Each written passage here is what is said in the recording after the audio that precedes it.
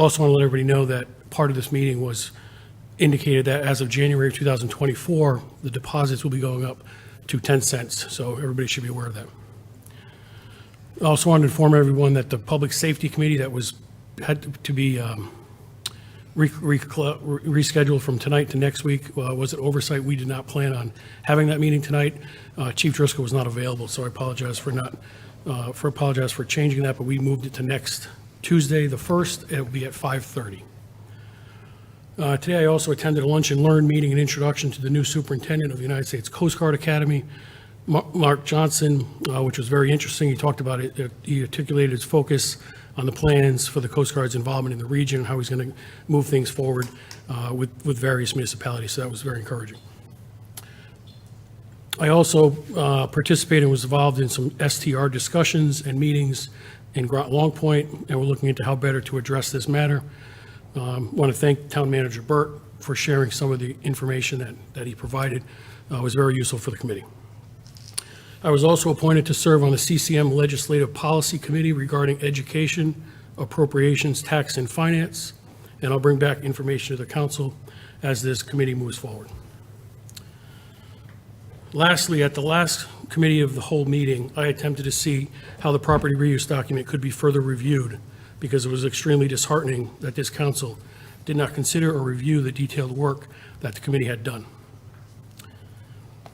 As a result of that, I, as the past chair of the Property Reuse Committee, have drafted up and will be sending a letter to the full RTM to seek an RTM representative to bring to a vote of the full RTM an ordinance or resolution to the town council containing the fine-tuned 2023 property reuse document via the power of initiative as detailed in section 4.5 of the charter. Thank you. Thank you. Councilor Bordelon. Thank you. It's good to be back. I received many communications regarding the Properties Committee document. I also just want to restate that I sent a inquiry to be part of the open vacancy on the Public Safety Committee. I sent it to the mayor and the chair, McBride. I did receive communications asking when the council and who are we planning to seat in the vacancy that has happened. My answer to that was, I haven't heard anything. There's been no discussion. I also received information about STRs, data centers, coastal access, November election, folks in the city asking, will it be 2 ballots or double-sided? And let's see what else I have. I think that's pretty much it. I also attended the Always Home fundraiser this past weekend at the Mystic Shipyard, where they you pay a small fee to get in. They have live music. They have it every year. They also have a silent auction and raffles available. And Always Home tries to help folks in our community prevent homelessness, as well as anyone who's experiencing homelessness. It was a nicely attended event, great food, great conversation, and look forward to their next event. If you're interested in getting involved with Always Home as attending, if you go to their website, they have a lot of different community outreach events where they fundraise throughout the year. I think that is all I have on my list. Thank you. Thank you, Councilor Westervelt. Thank you very much. I received a lot of different phone calls and communications regarding the Property Reuse Committee, as well as the power of initiative that Councilor McBride was speaking of, and just want to say that I wholeheartedly support that so that it gets a fair shake. Thank you. Thank you. On to the approval of minutes, July 11, 2023. I make a motion to move the July 11, 2023 Committee of the Whole meeting minutes. So moved. Second, Franco. Moved by Melendez, seconded by Franco.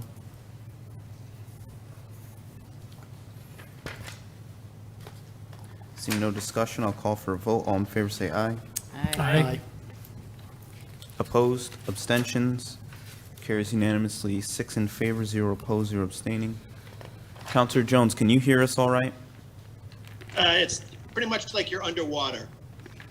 Okay, I'm hearing like every other word. all right. So we'll have GMT's VC what they can do. On to new business. Groton Age-Friendly Plan. Can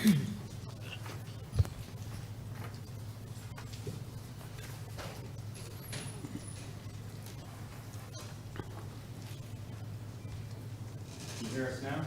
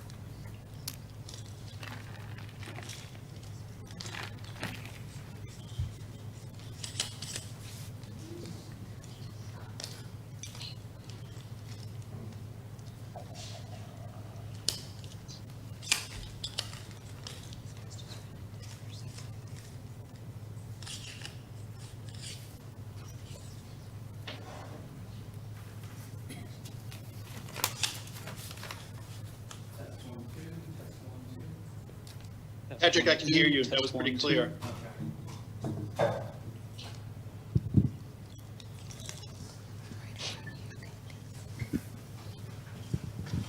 Thank you, and welcome. Yeah. That'd be great.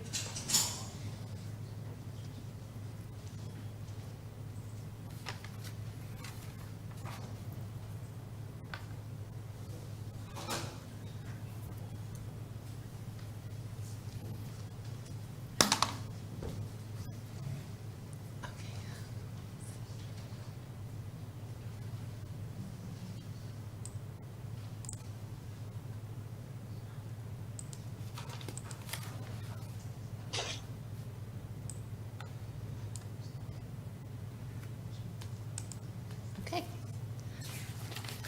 Hi, I'm Mary Jo Riley from Thrive 55 Plus, and this is Tabitha Harkin. Wilson. Tabitha Wilson from OPTS, the town's planning and development department.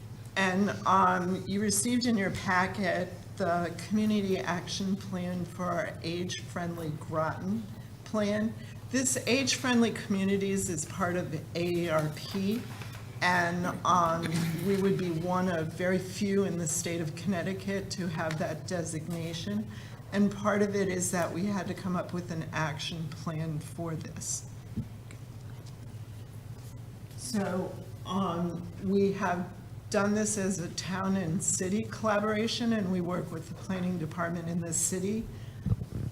And it really is partly information sharing and grant opportunities that we're able to look for.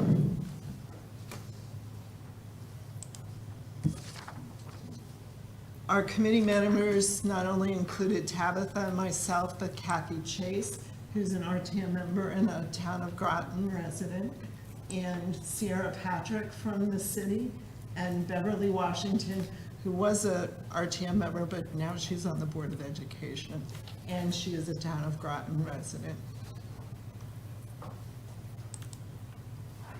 So our committee comes with us, we come with a good deal of experience in planning for seniors and people of all ages. So each age-friendly community has to come up with a community assessment and an action plan within 2 years of designation. So for us, it's October of 2023. The plan is meant to account for ongoing programs and for projects which might be eligible for fitting into this age-friendly community plan. It's not meant to create new work or new expenses. Really what it does is it pulls together what we're doing around town from all the different departments into an action plan. Additionally, there are technical assistance opportunities that we can get from AARP as part of this, and also the grant opportunities. ARP has a community challenge grant every year where they distribute millions of dollars nationwide. And Mary Jo has already gotten some of those funds. Yeah, this year, we had lost, during COVID actually, 30 trees on the property at Thrive 55, and we were able to replace 10 of them through an AARP grant.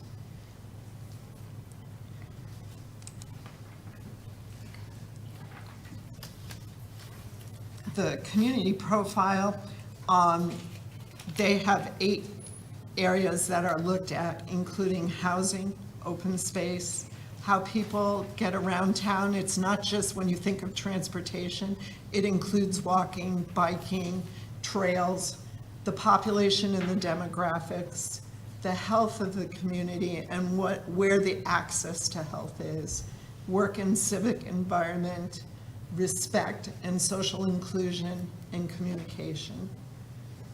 The concept is you're promoting quality of life measures that benefit all ages.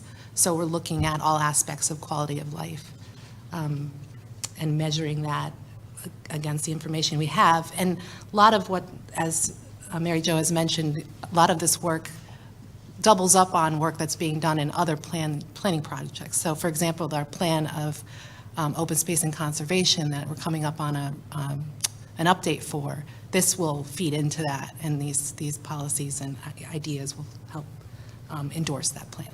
And the same with the Parks and Rec Department. We are working on a master plan, and the master plan includes trails and what we're doing with the parks and keeping up the environment. So this is where all these get pulled together to give us this age-friendly designation.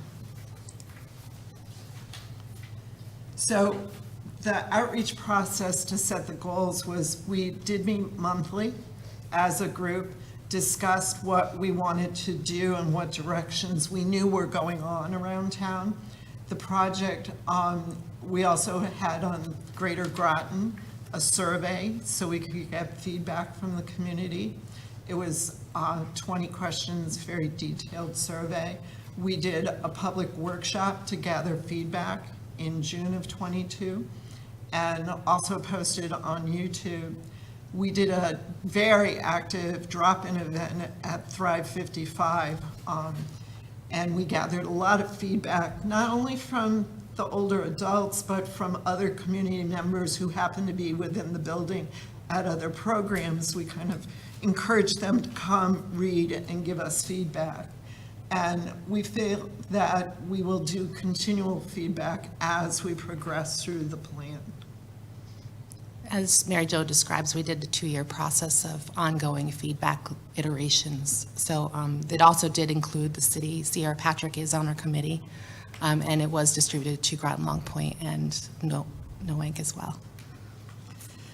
For AARP, there's the 8 domains of livability. So our plan does address each of these areas, and they're listed below on this slide. And this is what every town would be looking at if they were applying to be an age-friendly community.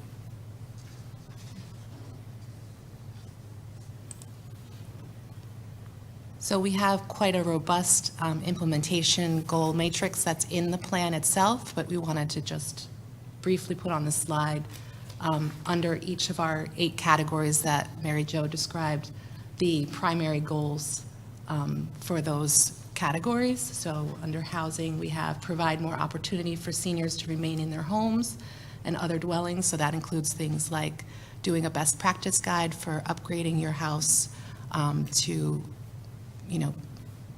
live on a easier, more senior-friendly. More senior-friendly. Adaptations. Helping them with housing, what do they need for fall prevention so that they're not at risk for falling at home, like grab bars, lighting, getting rid of throw carpets. But also making housing available. That's one of the things in our community, and it's not only our community, but many communities in the state, is that there's not enough housing for people, and we have people that are trying to downsize, and there's no place for them to downsize to. So looking at that, and that's where planning would be looking at.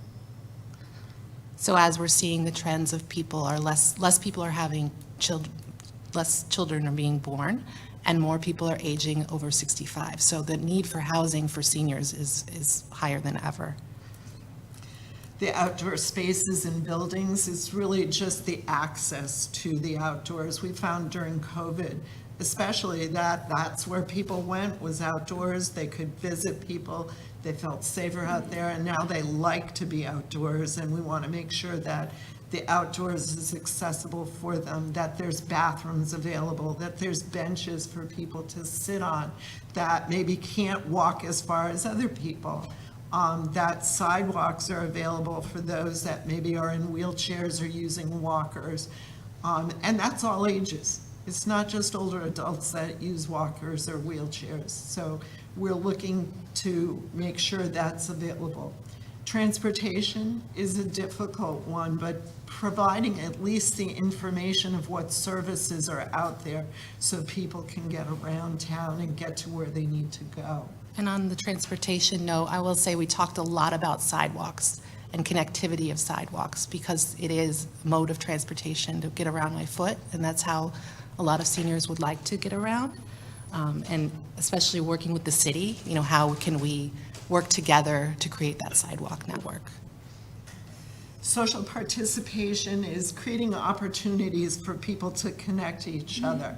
This is where Parks and Recreation does a lot of programming. Just in the senior center, we have our holiday event. We do our Super Bowl event. That's not just meant for seniors, that's meant for the community. The Art with a Purpose program, the chili cook-off and the Baker's Battle, those kind of events bring people in to Thrive 55, expose people to what we do, but also provide a place for the community to connect with each other. And that's part of what Parks and Recreation does. We also encourage volunteerism. Currently at the senior center, we have over 150 volunteers. They're putting in about 1,000 hours a month, and they're doing anywhere from helping teach programs to growing vegetables for our kitchen to meeting and greeting people at the door. So it's an important way for people to connect. Then a couple others, so community health services, providing access to affordable health care and fitness activities. Clearly Thrive 55 is doing a lot of programming on that side as well, providing a health services coordinator, for example. The work and civic environment goals, increasing opportunities to engage with civic and community activities and access work and volunteer opportunities. We talked about creating more listservs and listing opportunities for people to find that information, as well as potentially having a community-wide calendar that's shared with the city and the town, that people can go to one place and find out what's going on. That was a really popular idea. And then finally, actually, can't see the bottom, but respect and social inclusion goals, really trying to beef up the inclusion of the language and the representation of our Black and Indigenous people of color in all of our work, and then also the LGBTQ plus, always making it clear that these folks are included and wanted at all of our events. And then communication and engagement, again, as I said, one of the ideas was to have a calendar for everyone, but also just getting practices to get things on social media and on the web and in person, and just having more drop-in events and thinking through ways that we can engage in a more inclusive manner.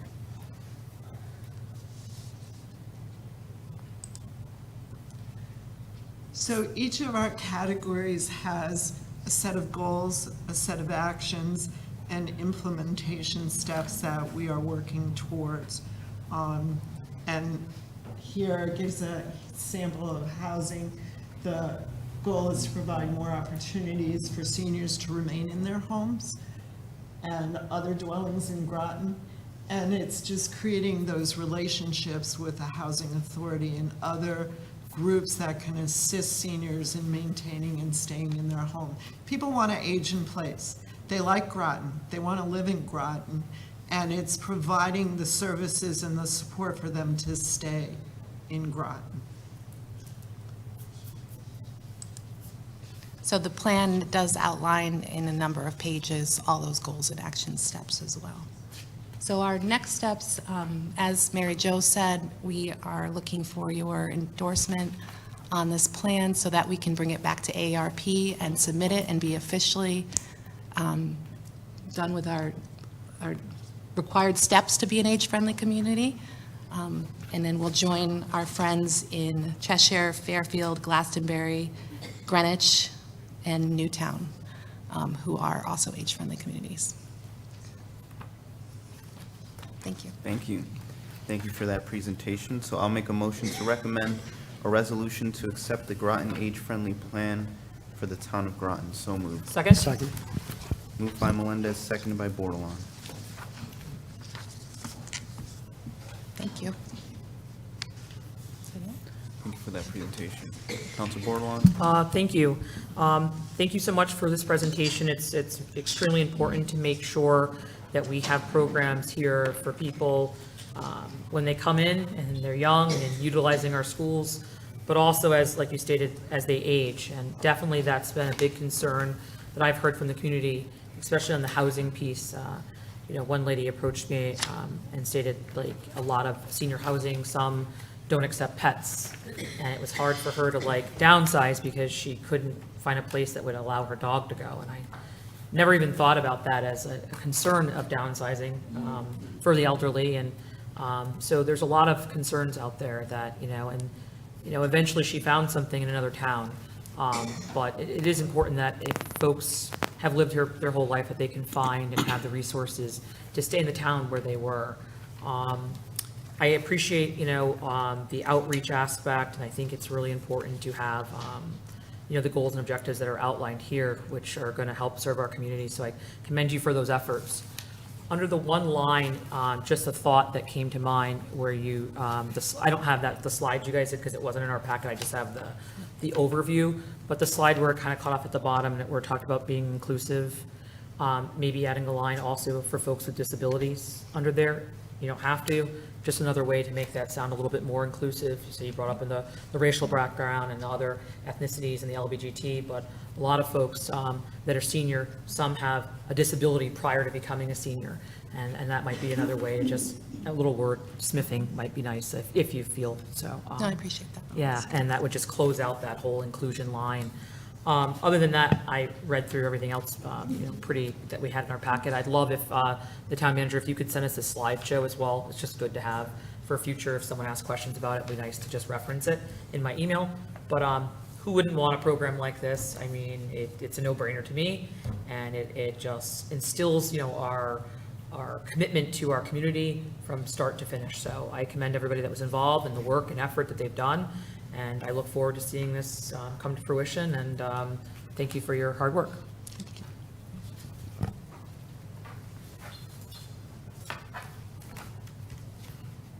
Councilor McBride? Yeah, just a quick comment, great presentation. I can tell a lot of work went into it, so thank you for all your efforts. I just had a question on the AARP piece.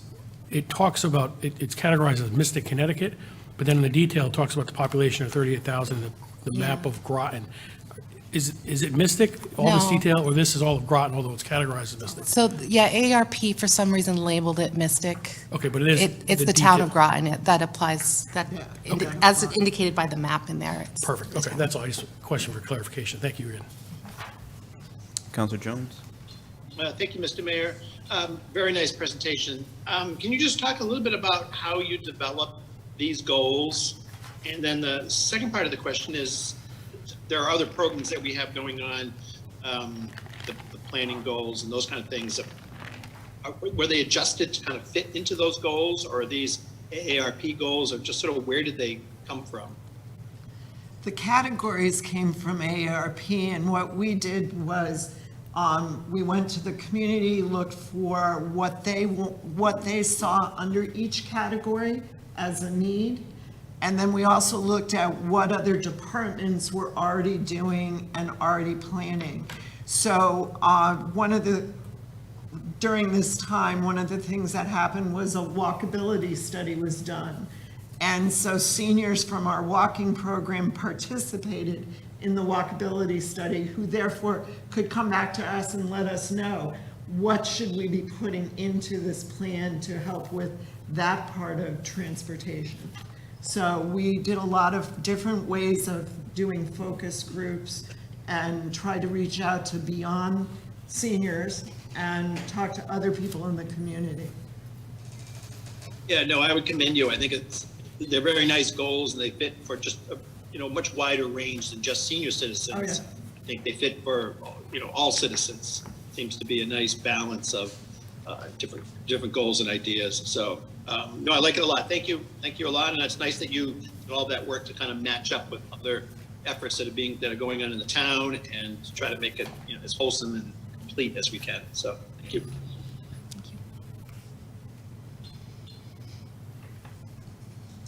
Council Bordelon? Just one other piece, when you talked about the walkability, something else came to mind after I spoke is, I think of like the senior section of Branford Manor, which has the low-income housing, but also has the low-income for seniors.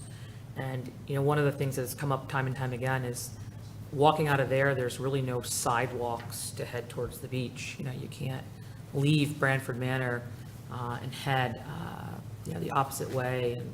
And even to the right, I think the sidewalk ends too. So it is very, very important to have connectability, and that seems like a little bit of an oasis where if a person has a disability or identifies as having, with a walker, or maybe they have a seeing eye dog, there's only a roadway there. So they're stuck. And, I don't feel comfortable some days walking on it myself. So imagine if you had some other impairments.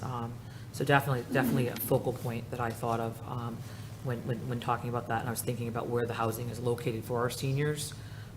Pequannock Village over by the Shell gas station down on Pequannock Road, I see a lot of folks walking from the housing over there. Very, very convenient, very centrally located to shopping and walking and the busway.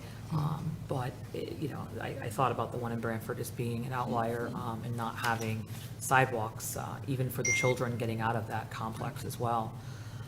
Also, again, under that, the line that I had brought up, adding the folks with disabilities, another way to word that, or the way we do it, and once again, it's just a suggestion, you don't have to use it, but also maybe to add that you're also, open into a broad tapestry of income base, because some people feel very, one of the things that people feel judged on is that, well, we don't make as much as the other people. So that income disparity. So something in there saying that you're inclusive to all income backgrounds, and, so you got the diversity, you got the LGBTQ, you got the disabilities, and you got that diversity of incomes. I think that would just make some more people maybe feel a little bit more welcome. My other thought is, and again, I didn't have that slideshow with me, and I did read as much as I could off of here, but also one of the things is, and maybe you did address it, is food insecurity. Was that addressed anywhere in here? Because seniors overwhelmingly suffer on low income and accessibility to fresh food and affordable food. And I know you guys do a wonderful job with providing meals at the center, but I don't know if that was highlighted in this thing you're going to present. That's my question. Yeah, it was one of the areas we did discuss. Yeah, we touched And it's one of the areas the programmers at the center are working on. We do a Just Pick program, which is working with the Connecticut Community Gardens Association, and they do farm share. So we were able to expand that program to 70 people this year, where every week they get a bag of fresh vegetables. And we really select the people that are food insecure for this program. But then we also get Yukon Co-op chefs to come in and teach people how to cook and prepare.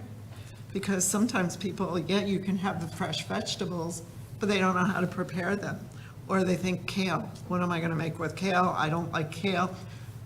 But they may try some of the samples of what these chefs do and say, yeah, actually, that's not too bad.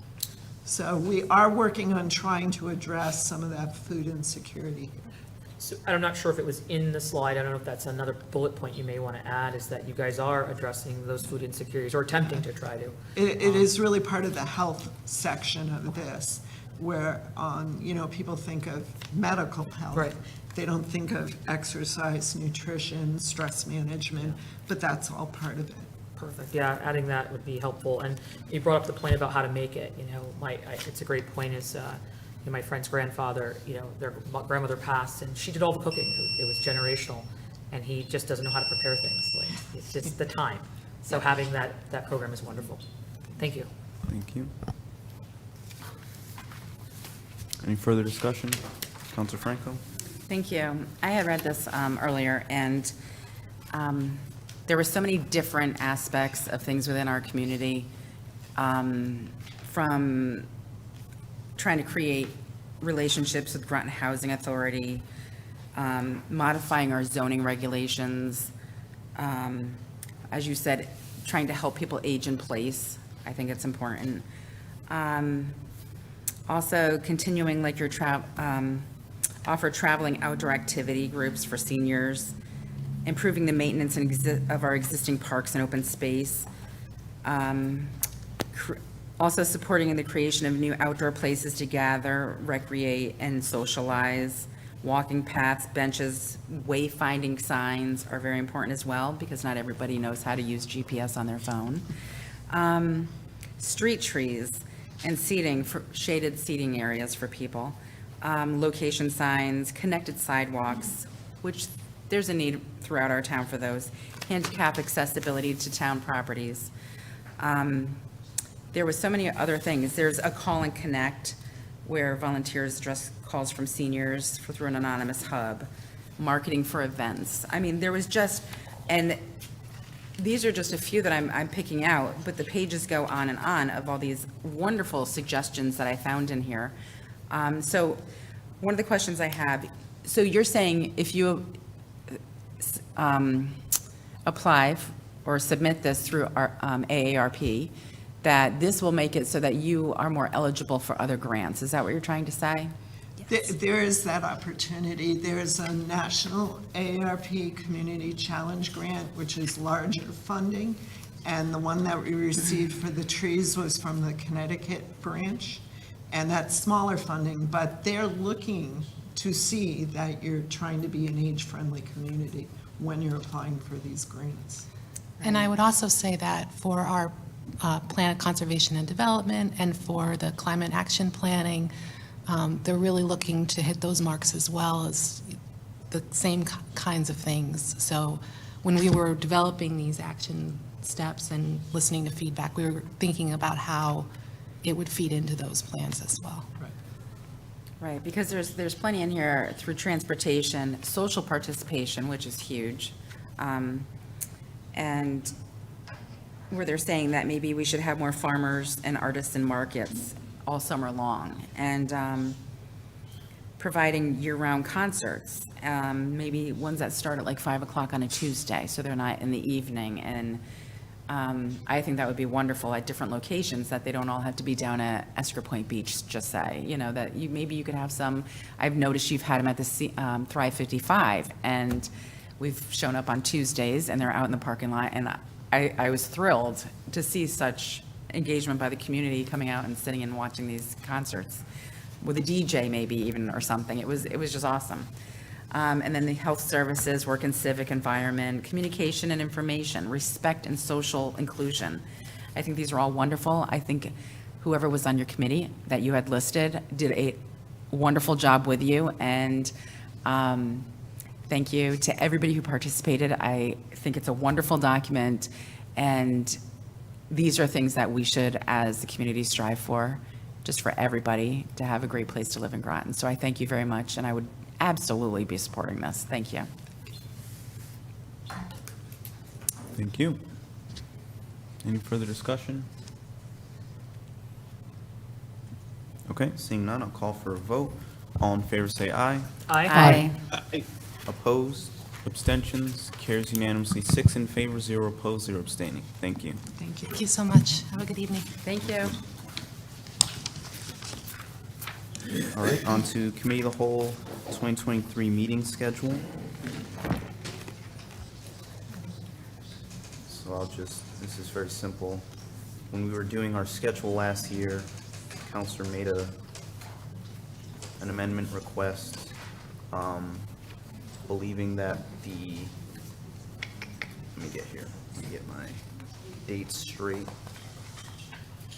Believing that the municipal primary was on August 8th, so we moved our August 8th meeting to August 7th, but in reality, it's on September 12th, so we should move September 12th to September 11th, or at least that's what we typically do. We typically move the day that corresponds with the primary to before the primary.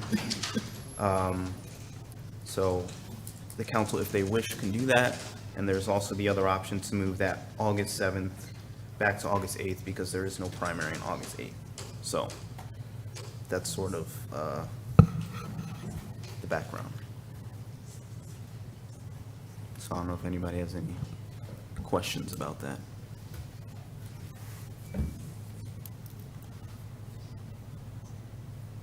Well, first I'll make a motion. So I will make a motion to move the September 12th, 2023 Cal meeting to September 11th, 2023, and move the August 7th, 2023 meeting to August 8th, 2023. So moved. Second? Moved by Melendez and seconded by Bordelon.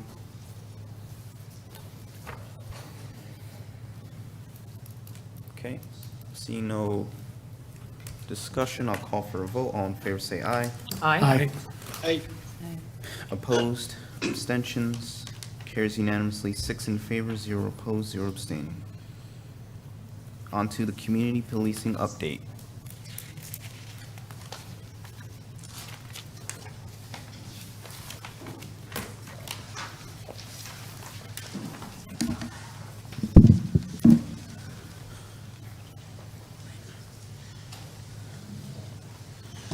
Good evening, Council. Welcome. Well, thanks for having us. Sure. I'll make some introductions in a minute, but do you have any questions before I get started, or just go through with the update? Yeah, just start. All right, great. Well, joining me here at the table is Sergeant Rich Sawyer, Officer Heather McClellan. You've probably never heard of Chase, but this is, I say that tongue-in-cheek, but this is Chase, who I'm sure everybody's familiar with. And we've got some folks in the back of the room that I want to introduce. They kind of fall under our community policing umbrella. So I think you've been introduced. If you'll just step up to the front, both of you, for a moment. So I think that you can probably get on the camera so that the public can see you. But we've got Lorena Clark, who's been with us just over a year as a public safety community outreach specialist. And we also have Maria Knott. So maybe you guys can stand in front of that camera so the public can see a little bit. But Maria just joined us last week. She's getting her feet wet, providing some training. Met some folks. Met Community Speaks Out today. You guys, right? And so they're our community outreach specialists. Been doing a lot of great work for us. I know you'll get to meet them more in the community as they move forward and doing their duties. I told them when we were out in the hallway a little while ago that these are the folks you need to thank because they're the ones that supported these positions and funded these positions along with the RTM. It's been a great program for us, and I know they're doing great things now and will continue to do great things in the future. So, Thank you. yeah. Thank you. Thank you. Thank you. Thank you for all you do.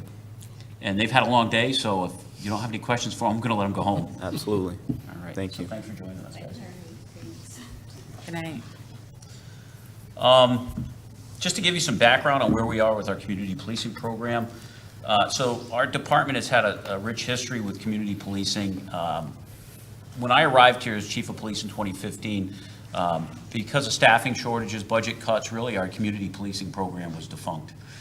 We've always had a community policing approach to our duties that we've used the community policing model. But at the time, the only vestige of that was left was ownership patrols. Our officers did take that community-oriented philosophy out to their duties every day. But the program itself had kind of fallen by the wayside. In years past, we had dedicated networking offices. We had a place in Pequannock Bridge, where TVCCA is now. We had a place in Navy Housing. We had a place in downtown Mystic. Those are networking offices. But they went away prior to my arrival, and we've reconstituted that, certainly with your support and the support of the RTM. About 5 years ago, we got our first, our most recent incarnation of community policing officers when now Detective Rich Savino was in that position. When he left and was promoted, Heather McClellan took over, and the rest is history, as they say. Heather's done an outstanding job. I know that you've seen her at community events and certainly is involved in so many things in the town, and I'll ask her to expound on that in a little bit. And real proud of the work she does with Chase. The one person that operates behind the scenes that not many people know about is Sergeant Rich Sawyer. Rich is the community policing supervisor, but this is one of many duties of his. He is also in charge of training.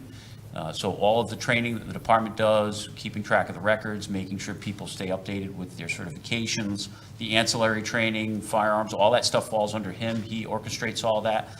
But in addition to that, he's also responsible for hiring our new employees. All the police officers that come into the department, he facilitates the hiring process, sets up the background investigations, all the pre-hiring screening that they're required to do as state certified police officers in order to get hired. Rich takes care of that. So Rich has a pretty robust day when he shows up. He's got a lot on his plate. Fortunately, we've got some great people in the community policing positions that don't need a lot of direction and guidance. They're pretty much self-starters. Unfortunately, and I don't know if he will show up or not, but Sharif Afifi, when this was scheduled, he had a pre-approved vacation plan, so he's traveling back and had hoped that he might make it by the end of the meeting, but I don't see him, and my guess is maybe the traffic wasn't that accommodating. But Sharif Afifi started a couple of weeks ago in this position. He's done a lot of great work already. That's the second funded position, and frankly, it's taken us a little while to get there because of staffing shortages. It was a high turnover rate. A lot of people retired. I know I've talked to the council about that during budget time, but we are, as we sit here today, our staffing is at 100% in the police. We're still short on dispatchers. It just lost a civilian member that was in records for things that were beyond our control and certainly hers, but we'll be filling that position soon too. So the real missions, as I indicated, is to network and work with the community for better policing strategies, but also to develop a connection with the community and making sure that when we have trust and partnership with the community itself, with businesses, with citizens, that we can do a better and more effective job of policing. So as I indicated before, in the past, we had a dedicated office in Pequannock Bridge. Now we've got a networking office that's kind of split. It was in the community center. Heather really operates a lot out of the library. I've also spoken with Jen Mealy from the library. We're going to have office hours for the community outreach specialists to be there on a regular basis to meet with members of the community on their terms and at their times. We had an office in Navy Housing. As you probably assume, we have a good connection with the Navy community here in town, and I'm going to ask Sergeant Sawyer to speak about that a little bit, particularly with some of the things that we do post-incident, particularly with domestic violence. He'll bring that up in a moment. The commercial district, which is around Groton Square, that area, we do not currently have a community policing networking office, although a couple of weeks ago I was in discussions with the new owners of the Groton Motor Inn that are looking to work with us and potentially give an office space there for community policing, which sounds promising, and there's much more work that needs to be done before we finalize anything like that, but that is a potential location for us to have a little substation out there, which I think would be good. That area of town has different needs than other areas of towns. Our officers investigate a lot of larcenies, shopliftings, motor vehicle accidents. It's a busy area of town that has different needs.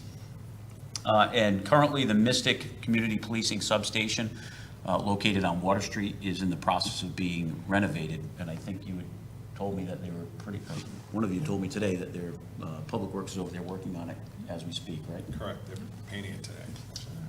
So we've been working with OPDS on that because they have some ideas for downtown Mystic that we can work with them on.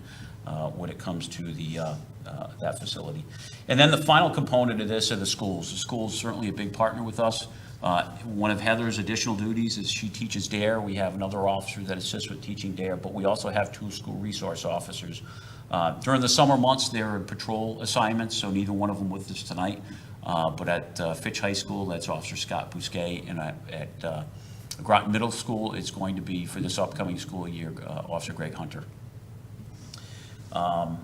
And then in addition to them, we do have 3 community service officers. As you'll recall, those are civilian employees. They're part-time, hourly employees, and they do some work in the police department. They'll assist with fingerprinting. They'll assist with some duties inside. And we've also used them quite a bit for issuing parking tickets for parking violators in different parts of town, and primarily in downtown Mystic. Some of the highlights, before I turn it over to my colleagues here, is that she probably will not be happy for me bringing this up again, but Community Policing Officer Heather McClellan received an award from the Attorney General of the United States last month for distinguished service in community policing. So that, I'm extremely proud of her work. And that's, as much as I'd like to give her credit, it's really Chase. That's the brains behind the outfit. Chase is out there working hard every day and dragging Heather along with her. But no, I say that tongue in cheek, but we're really proud of your work, and that was a national award that was bestowed upon Heather in this department, so we're really happy about that. We've also enhanced foot patrols, so that is something that's been requested and that we try to field as often as possible during the summer months, particularly when it's busy. We try to get officers out into the downtown Mystic area. During winter months, we do some directed patrols at some of the establishments, retail sales where there's more shoplifting, and that's along the Route 12 corridor. So we'll have directed patrols for people beyond just the community policing officer. Those are generally patrol officers that we put on special assignments for that. We also utilize a traffic unit, and that's something that's also being reconstituted in years past, and this did happen under my tenure. We would have dedicated assigned officer that would go out, and they do just strictly traffic enforcement in hotspots. Right now, the supervisor that oversees that is Lieutenant Linda, so what he does is he delegates certain areas to certain officers to do traffic enforcement at particular times of the day when staffing allows. And we also have our Marine unit. That has been staffed on the weekends, particularly during these summer months when we have a lot of maritime traffic in and around Groton, from the Thames River to the Mystic River. So they'll be out on patrol, assisting stranded motorists, assisting with violators, unsafe boating practices, BUI enforcement, boating under the influence, and they're out on the weekends as well. Heather, Officer McClellan, runs our social media accounts, so she gets involved with Facebook, our Facebook postings, but also recently, and maybe you can just hit this real quick, but Ring, the neighbor's account, maybe you can explain what that is and what we're doing with that. Sure. So for anyone that has home surveillance, whether it be Ring, Arlo, anything like that, there's a program that allows for sharing of those videos, both to your neighbors, if you're a part of this network, or for the police department. So for us, it gives us an opportunity to really just, something happens, we can tap into the neighbors and see if there's video footage that can help with a case that we have going on almost immediately. And I think for citizens, it allows for folks to feel empowered to be able to help each other out, understand the needs of their certain neighborhood, and maybe be a little bit more proactive if there are things that are going on with their neighbors. So it's been very helpful so far. An important outreach that we try to do, and like I said, Heather and a couple others participate in it, is just providing information through social media. We don't have anybody dedicated to that, so usually it's something that happens, if we put out a news release, it'll get posted on our social media account. If there's big events that are happening, like next week, we've got National Night Out on the 1st from 5 to 8 at Pequannock Plains, in case anyone wants to attend. That's all put out on social media, and some good news stories, but also, we make arrests, significant incidents that happen in town. We try to put that on. Not monitored 24/7, so there is a caveat on there. If people need police services, they should not be going through Facebook. They should be calling the police department if it's an emergency 911, or if it's a routine incident that needs to be investigated, and they call our routine number at 860-441-6712. And a lot of other things that we've been doing, and I'm gonna give some folks here some time to speak and answer any questions, but we have a Citizens Police Academy. We were hoping to run it last spring. Through some reasons internally with staffing and whatnot, and setting a time that worked for all of us, we pushed it back. But we're hoping that will start either late September or sometime in October for Citizens Police Academy. And another effort that we undertake throughout the school year is every school, every day. It's just an approach where our patrol officers that don't have something that they're doing actively, just randomly stop in at the schools, do a walkthrough, go through the hallways, stop and, always check in with the school to let them know that they're there. But it's been well received by the schools. I know I've talked to the superintendent multiple times. She'd love to see our officers there more often. Those are officers that have additional duties, that they're out on a patrol sector. If there's a call for service or an emergency response, then they respond to that first. But as time is available, they'll go through the schools. And we regularly meet with stakeholders. A couple of weeks ago, the Mystic Chamber President Bruce Flax asked him to meet me about a couple of issues going on in Mystic. I met with him, had a cup of coffee. We discussed some of those items. Heather does yeoman's work when it comes to meeting with different organizations throughout the town. We also have personnel on the Juvenile Review Board, so when there's a crime that's referred to the Juvenile Review Board, there some of our officers participate in that as well. A lot of other stuff going on, but that kind of gives you a thumbnail sketch of where we're at. I know that there's a topic that we're going to discuss later on about a noise ordinance, but there's some things here that I have that I can certainly hit on, but I'd like to give Sergeant Sawyer and Officer McClellan a couple of minutes. If they have things that I've been missing, maybe you can hit on some of the efforts you do, and then Heather, you can talk about some other things that I may have missed.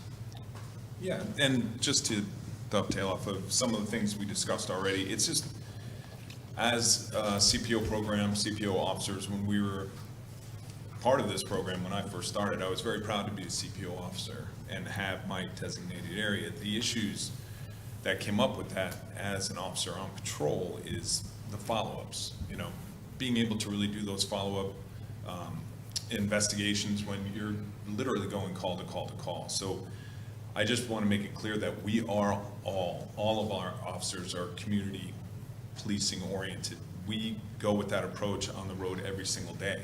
The reality of our job, our business, is that we are responding to calls, and a lot of times we can't do those follow-ups. So as the chief mentioned earlier, like an instance for the domestic violence, I'm a domestic violence liaison officer as well. That's one of my other duties that I have.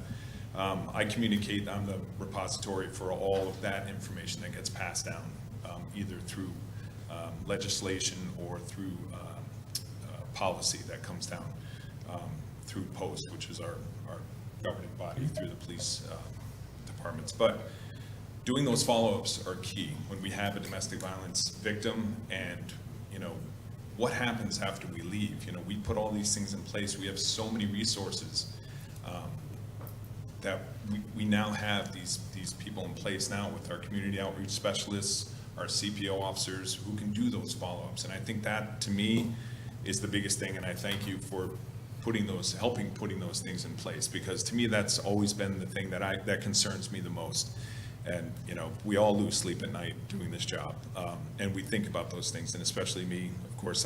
I think about the domestic violence situations that we deal with. I also teach domestic violence response and do certifications in that as well. So having these programs in place and having the funding for these programs and the things that we do, just that follow-up component is really what I'd like to speak to, and why I'm speaking to that, which we really didn't, and we did. We tried our best, and we always do with all of our cases. We do our follow-ups and try the best that we can, but we really, sometimes we're going call to call, and our intentions are there, but we just don't always have, or are able to facilitate those follow-ups. So I think, I could speak to a lot of those things that the chief already mentioned, but I think we have a really good team, and I like that we're expanding the CPO program, because I think that's really what people are asking for, and I'm happy to be a part of that. So Yeah, one item that he brought up, and it's one of the reasons why I thought it was important to have our community outreach specialists here, is some of the stuff that we do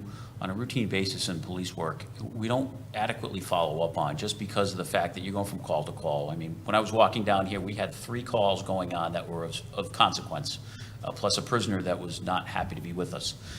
So there's things that are dynamic that happen a lot in law enforcement that people don't see in the general public. Having people that are not necessarily wearing a uniform or carrying a badge and gun going out and helping to do some follow-up helps build trust and legitimacy. And that's what those 2 individuals that I introduced to you earlier are doing for this department, but also for this community. You know, when there's a domestic violence incident that happens, they can go out and they can work with the family. They can find assistance. They can find resources that ordinarily a police officer won't be able to do after the fact. We may go there, investigate it. The law in Connecticut says if there's a domestic violence incident, we have to make an arrest of the primary aggressor. There's no discretion there. If you can determine who the primary aggressor is and that a crime's been committed, you are required by law to make an arrest. But a lot of times that follow-up doesn't occur, and that's something that Sergeant Sawyer brought up a long time ago that we could do a better job on. This enables us to do that.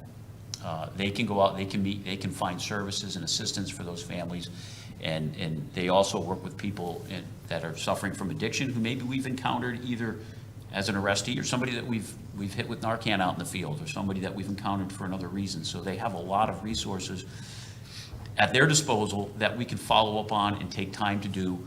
That doesn't require somebody wearing a badge, and that people don't feel like they're under the specter of arrest if they talk to them. So that's been real helpful for us. But Yeah, I know you've got a lot of things to offer. I'm really grateful to have this position because I get the opportunity to do a lot of these follow-ups and work in conjunction with patrol and try to interweave, you know, some of the challenges that the patrol is facing. If they can't, you know, make some sort of thing happen within their 8 hours, they can email me and I can follow up with it after the fact. One of those things, the programs that we have is called the Cognitive Safety and Awareness Program. We've had it for about 4 years. It's a partnership with Thrive 55.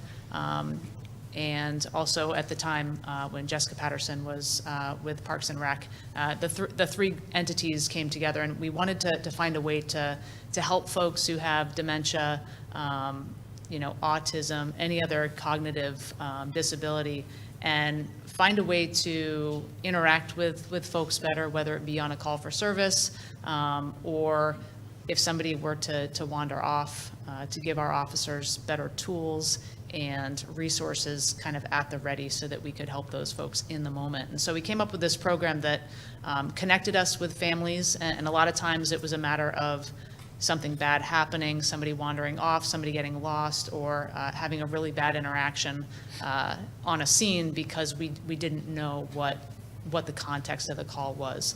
And so we started following up with families after officers would deal with folks with autism or dementia.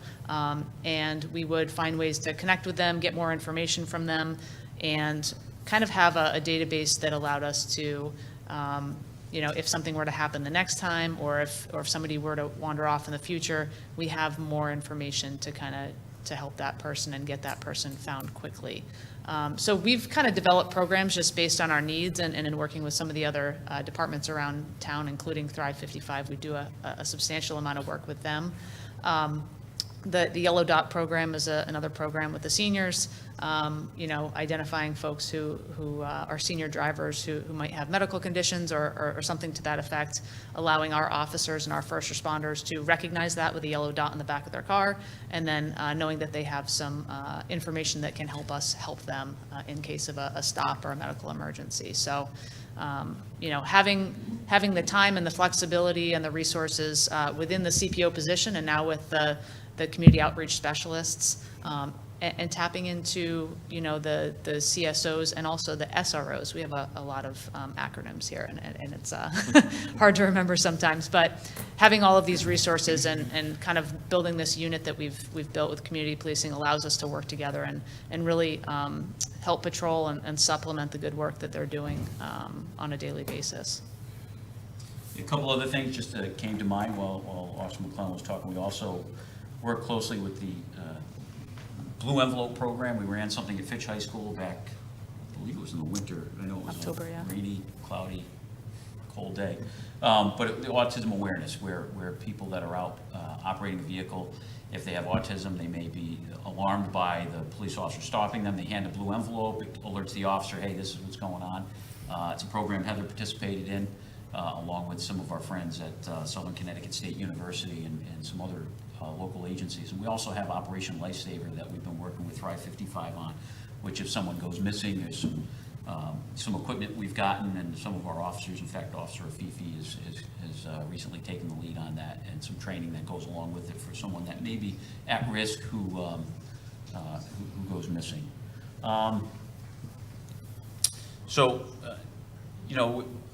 This team of people do a lot of great work for the town. I'm happy and proud of the work that they do. I hope you are too. I really do appreciate the support. I know we collectively appreciate that support. They're able to do things that the typical patrol officer may not have the time or latitude to do. And a lot of the things that not just happen with them are unbeknownst to me most of the time. They do things silently. They go out there, they do their job, they get a lot of things done. I'll get a letter saying thank you or compliments for their efforts, and that means so much to me that they're out there doing a lot of great work. I really think that the innovative approach that we have with our community outreach specialists will pay dividends in the long run, and I'm already seeing that, not just from them, but from other communities seeking us out, saying, hey, what did you do? How did you construct this? What benefit does it have? We've gotten inquiries from some of the local media. And the other thing it does is it gives us an ability to utilize them for people that have a high need for our services. And here's what I mean by that. There's sometimes people that we don't arrest, we don't stop, but for some reason they want to connect with the police department for a lot of different reasons. They're people that we deal with on a regular basis. They're able to work with them that may have some other challenges that maybe doesn't require a police officer going to their house and talking to them, but it sometimes will have somebody with a different set of skills that may be more adept to dealing with some of the challenges that they face, and that's what the community outreach specialists are really geared towards. And the other thing I want you to understand, and I tell this as recently as this morning to them, we don't intend, nor is it the program that we have in place, to put them in harm's way. If there is something that could put them in harm's way, we deliberately eliminate them from that. They play a supporting role, not a direct role. But if it's follow-up, or if there's something that we feel is in any way, shape, or form risky, that it's a police officer that takes the lead on it. Have I missed anything? No, but I just think it's really key to form these relationships and have these connections where, again, somebody's not running out the door the minute we, start engaging and having conversation. We have to go to the next call. But I think, we understand there's two sides to each problem that we're going to be addressing. And in order to navigate through some of those issues, we have to be able to talk to both parties. And a lot of times, now that we have these, people in place that can do that and actually take the time, a lot of people want to be heard and have their voices be heard. And sometimes when we're trying to do our best to hear them voice their problems or their issues when there's not an arrest involved or anything like that, and they're just trying to explain, some of the things that maybe we don't have control over. Maybe it's something the town has to address. We know these resources are out there and we can connect them to them, but now we have people who can actually sit, take the time, listen to them, and they can have that dialogue where sometimes we're pressed for time. And I know I'm beating a dead horse here, but it's nice. And again, I defer back to when I was a CPO officer and people knew my name. Hey, Officer Sawyer at the time, I knew what their issues were, and I was able to see those familiar faces and they knew who to go to, but a lot of times I just wasn't available. I had a big area and it just happened. So I think I love the direction we're going in, and we really do appreciate the support, and we wouldn't be able to do it without you guys, but I think this is something that's going to keep growing. And I think when we mentioned too, and I know Officer McClellan with the program with her dog, she's helped other PDs around the state start those programs as well. So we do have an innovative approach as well. Like we're taking steps, again, I defer back to the body-worn cameras. We were one of the first ones in the areas to do that. Like we try to be a leader in the things that we do, and I think this is a really good approach to that. And I think we will be a model to follow in a lot of cases with the directions we're going in, especially in the CPO arena. So. Any final comments? No? Last couple of things I have to tell you, and just on that, what I left off the table of Sergeant Sawyer's list of duties, he's also integral in our accreditation process. That, by the way, we were inspected back in June by Post C for state accreditation. That will be conferred in September. We got 100% go, but the actual awarding of that happens at the meeting in September. So I'm proud of that. We're now working towards CALIA, which will be in the fall and early winter months. That's an international accreditation, so those are great things, and he's done a lot of work on that under the auspices of the deputy chief, these guys kind of report to ultimately the way it's broken down, along with Captain McCarthy. And then the last three things, I've said these before at, forgive me, council meetings or RTM meetings, but it's, our core duties, the things that we do in policing kind of boil down to what Sir Robert Peel put out in 1829, the Peelian Principles, which are the 9 principles that build on legitimacy, and they're as current today as they were back then. But really, the 3 core ideas that I think really are manifested in our community policing program and should be is, number 1, the goal isn't necessarily catching criminals, it's preventing crime. And I'd like to say that we do a pretty good job on that.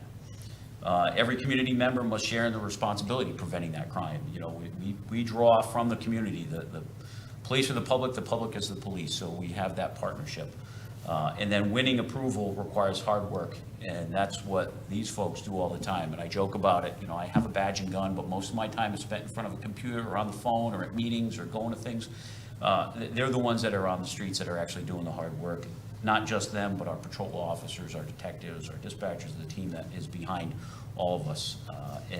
And then ultimately hiring officers who represent and understand the community. And I think we've done a pretty good job collectively. And again, Rich, he's got a lot of work, but that's one of those key factors that has made him so valuable to us as well. So he's a behind-the-scenes community policing person. Heather's Officer McClellan and Chase are front and center now with Officer Afifi joining the team. We're in pretty good shape and onward and upward. So with that, I don't know if the town manager has anything that he wanted me to hit that I missed, but. No, you just kind of tell us how it's going down. Let's take that now, or just talk about it generally, because I know we've had some new challenges there this year. Sure, I can. I think it's a double-edged sword. I think we're all seeing the benefits of having a vibrant downtown area that people want to go to and visit. And I like going to Mystic. There's a lot to offer down there. There's great restaurants. There's, you go down, beautiful, beautiful scenery. But with that comes some other challenges to us, right? We're putting more officers down there. We're dedicating more resources. Myself, the town manager, hear about it independently. We also hear it through the traffic authority when there's concerns about traffic or parking or, businesses that are operating, have delivery trucks bringing deliveries to their businesses. We're trying to make it a business-friendly environment, but also manage safety and make sure that we strike a balance between the people that live in this community, but the people who work and own businesses there. And sometimes they're in conflict with one another, right? But one of the first vestiges of our community policing program is to kind of have a presence down there. And we're trying to reinvigorate that. And, we do get complaints about traffic. We get complaints about noise. We get complaints about parking, particularly this time of the year. Those are the big things that we get. And, the 3 of us met earlier today, and one of the things that we want to make sure that we highlight is not all our policing and community policing strategies aren't all geared towards Mystic. That is, quite frankly, the squeaky wheel during this time of the year. We get a lot of calls for service down there. We get a lot of complaints. We have concerns from neighbors with businesses, neighbors with other neighbors, the challenges that we have in some of the neighborhoods where there's increased traffic, speeding, those types of things, and noise complaints, right? And I think we need to, and I encourage you to take a good hard look at the root causes of it. There are things that we can do to help, but there's no easy fix, and there's no easy fix that is just exclusive to the police department. There's a lot of other components to it. There's some strategies that I would like to see happen that I think would be beneficial, but those are not within my purview of the police chief of implementing, and I think they're things that you might want to consider in the future. But I there's a lot of things that we work to target. If there's complaints, we put additional officers down, and this is one I'll hit on quickly. But some of the complaints we get are late at night, noise, bar closing time, you know. There's no college right now, so those that are able to drink, that are home from college, may go downtown Mystic. They may make a little bit of noise when the bars close, and that gets amplified based on walking through the streets of downtown. And we try to address those by having additional officers down there. Sometimes we're able to put additional officers through overtime or special assignments, but other times when things are happening in other locations throughout the town, those officers get pulled off. And I can tell you that there have been times, I've gotten it, you know, people have said to me, hey, chief, you know, I don't see anybody at downtown Mystic. I can assure you, we have officers working, they're probably at a call for service, they're probably at an incident happening somewhere else. They might be investigating a traffic accident or, you know, a burglar alarm or something else. So we lift and shift those resources based on what's happening at that particular time. But I can tell you that we're dedicating a lot of time and energy. We try to work with our partners in Stonington to kind of have a concerted effort on how to approach those things, which you may or may not know. It's been, you know, the whole parking study was really initiated by a conversation with myself and Chief Stewart at the time of, hey, whatever we do on our side of the river has to be in concert with what you do, because we don't want to push the problem back and forth. We want to make sure we have a concerted effort when we address these issues, and that also kind of manifested itself in the coffee with the chiefs. That was not supposed to be, we're only going to do coffee with the cops in Mystic. No, that was a different approach. That was coffee with the chiefs because we both share responsibilities in Mystic, that we thought it would be an effective way to handle it by going out there and meeting with residents and businesses. So I'd really encourage you to take a look at some of the things that have been brought to the council that might help all of us collectively address some of the things that I know I'm hearing about, I know the town manager is hearing about, our officers are hearing about, but you're probably hearing about it too as elected officials, and there's some ways that we can approach that. I'd like to be part of the solution. Some of the challenges are kind of new this year. I think noise is a little bit down this year compared to the last couple of years. However, we're getting more instances of fighting and out in public, as well as not utilizing public restrooms where they should be. There seem to be increased complaints about that. Yeah, last summer I met with some residents in downtown Mystic at Steamboat Wharf, and you know, they brought up some problems. Some of those have dissipated, but as the town manager said, others have morphed into other concerns. But you know, we're trying to have in this room back in I believe it was right before St. Patrick's Day, we had a meeting with we invited every liquor establishment in the town of Groton to come to this meeting. We had the Liquor Control Commission, gave them a recipe for success, which basically talked about underage drinking, talked about, you know, over-serving, a lot of the other things that go along with having a liquor establishment. We were fortunate, I invited the Liquor Control Commission in. They gave a briefing, their supervisor gave a briefing on what things they can and can't do as far as serving of alcohol. So we had what I thought was a pretty effective meeting in this room. Nevertheless, you know, we also do some underage things. We did some of them earlier in the summer. Some establishments here in Groton didn't pass, others did. And I'll tell you exactly what I told some of the bar owners that called me and said, you know, what happened here? This is, no, we're very straightforward. When we do those things, we don't send somebody in with a fake ID. We send an underage person under the supervision of a police officer, an undercover police officer that goes into the establishment. All they do is ask for a drink. If they're not carded, that's a violation, and that's what happens. There's no, I had one owner of an establishment ask me, well, how do I know it wasn't a fake ID? It's not a fake ID. It was an underage ID. It just, your people need to check for that. They're required to ask. And that was all explained back in the spring. I hope I'm hitting on the things that you're Yeah, and I think you've tried to step up ticketing also for parking to try to help with that. We have, there's, you know, there is challenges. We cannot mark tires, you know, when there's a 2-hour parking limit. It's very hard. We do have the CSOs and police officers out there. It is hard to enforce that. And I will tell you the same thing you've heard time and time again from consultants, and I know this to be the case. It's primarily the violators that we're having in downtown Mystic are the business owners and people that work in downtown Mystic.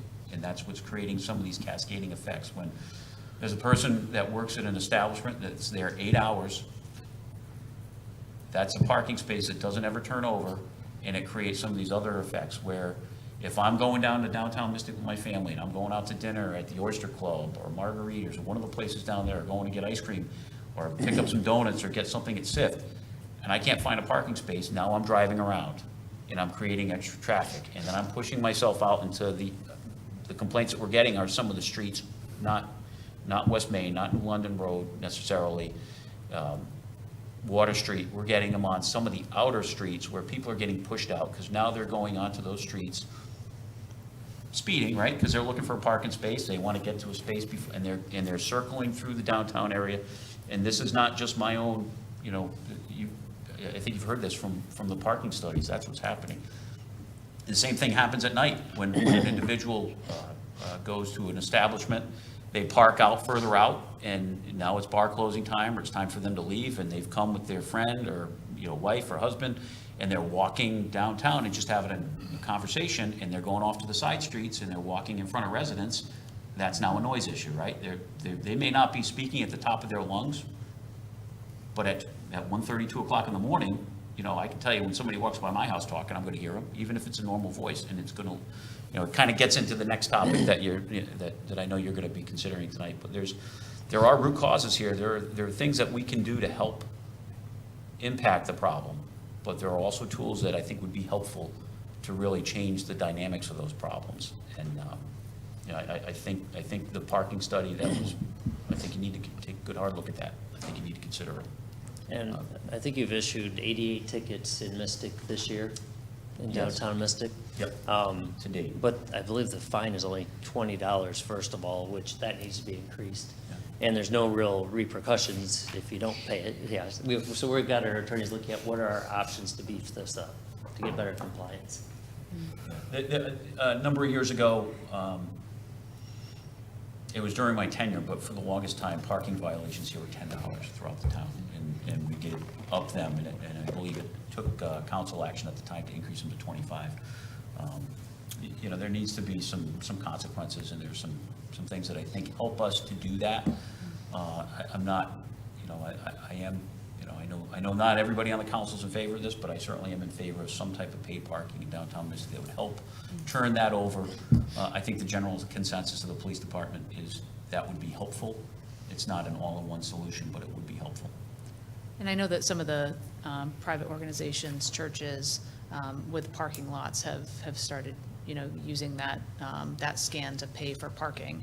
And just to give you an idea, I was driving through on the Stonington side, and one of the businesses, it's $5 per half an hour. So if you think to yourself, I could park here illegally for 2 hours and pay just as much as if I were to pay legally for 2 hours, at one of these pay to parks, I think that the increase would definitely, maybe influence people to do it the legal way and the smart way. And it gets back to the things I read, community members must share in responsibility for preventing crime, although, parking scofflaws are not the top 10 violators of laws, we don't put them up with the big offenses, but, it is something, it's a quality of life issue. It does have, like I said, some cascading effects, and I think it's something that we really need to take a good hard look at. I know from the police department standpoint, there's, we'd like to be part of that discussion. I hope that our input is valued, because I think it would help overall for the town, and it would be a positive thing. And it could certainly be offset at times by shaping that the right way. Thank you. Happy to entertain any questions. All right. Well, thank you for that update. I do think community policing is among some of the most important work that you do. I like that you said that, you tried to be a leader in everything that you do, and I think that's evidenced by Officer McClellan's award. I thought just when I saw you been nominated for that, I thought that was a great, achievement and testament to your work, but just to win is even greater, and it's well-deserved. I also stopped by Chase's birthday last week. It was very well attended. She's definitely the most popular person in town, so just keep doing the great work that you're doing. When I walked into that, Mayor, I told Officer McClellan at the time, I thought Gronk was signing autographs. And I'm not, this isn't embellishing. I saw a line coming out the door, and I'm like, what's going on here? Right. Very, very true. It was impressive. Yeah. So is there And any? a credit to the library staff. I mean, they dedicated 7 of their librarians, 7 teen volunteers, I mean, the way they come together and facilitate this stuff, we literally just show up with cupcakes and a couple dogs, and they do all the work, so. Right. The kudos to them, for sure. Thank you, Yeah. very good. Is there any questions from the council? Counselor I just Westervelt? One question, thank you. And congratulations, great job. Thank you. And you guys do a great job, I really do appreciate all that you do. I probably should know this, but the Yellow Dot program you just talked about? Yes, sir. I'm not familiar with that. Could you just tell me what that is? Sure. So it used to be called Triad, and it's essentially a partnership with Thrive 55 and the Stonington Oddfellows, and they help us fund the program. And the idea is we provide a yellow sticker that goes on the back windshield of a vehicle of a senior driver, or there were some other folks that decided they wanted to be part of this program too. It doesn't have to necessarily be a senior driver, but that's what the program was started for.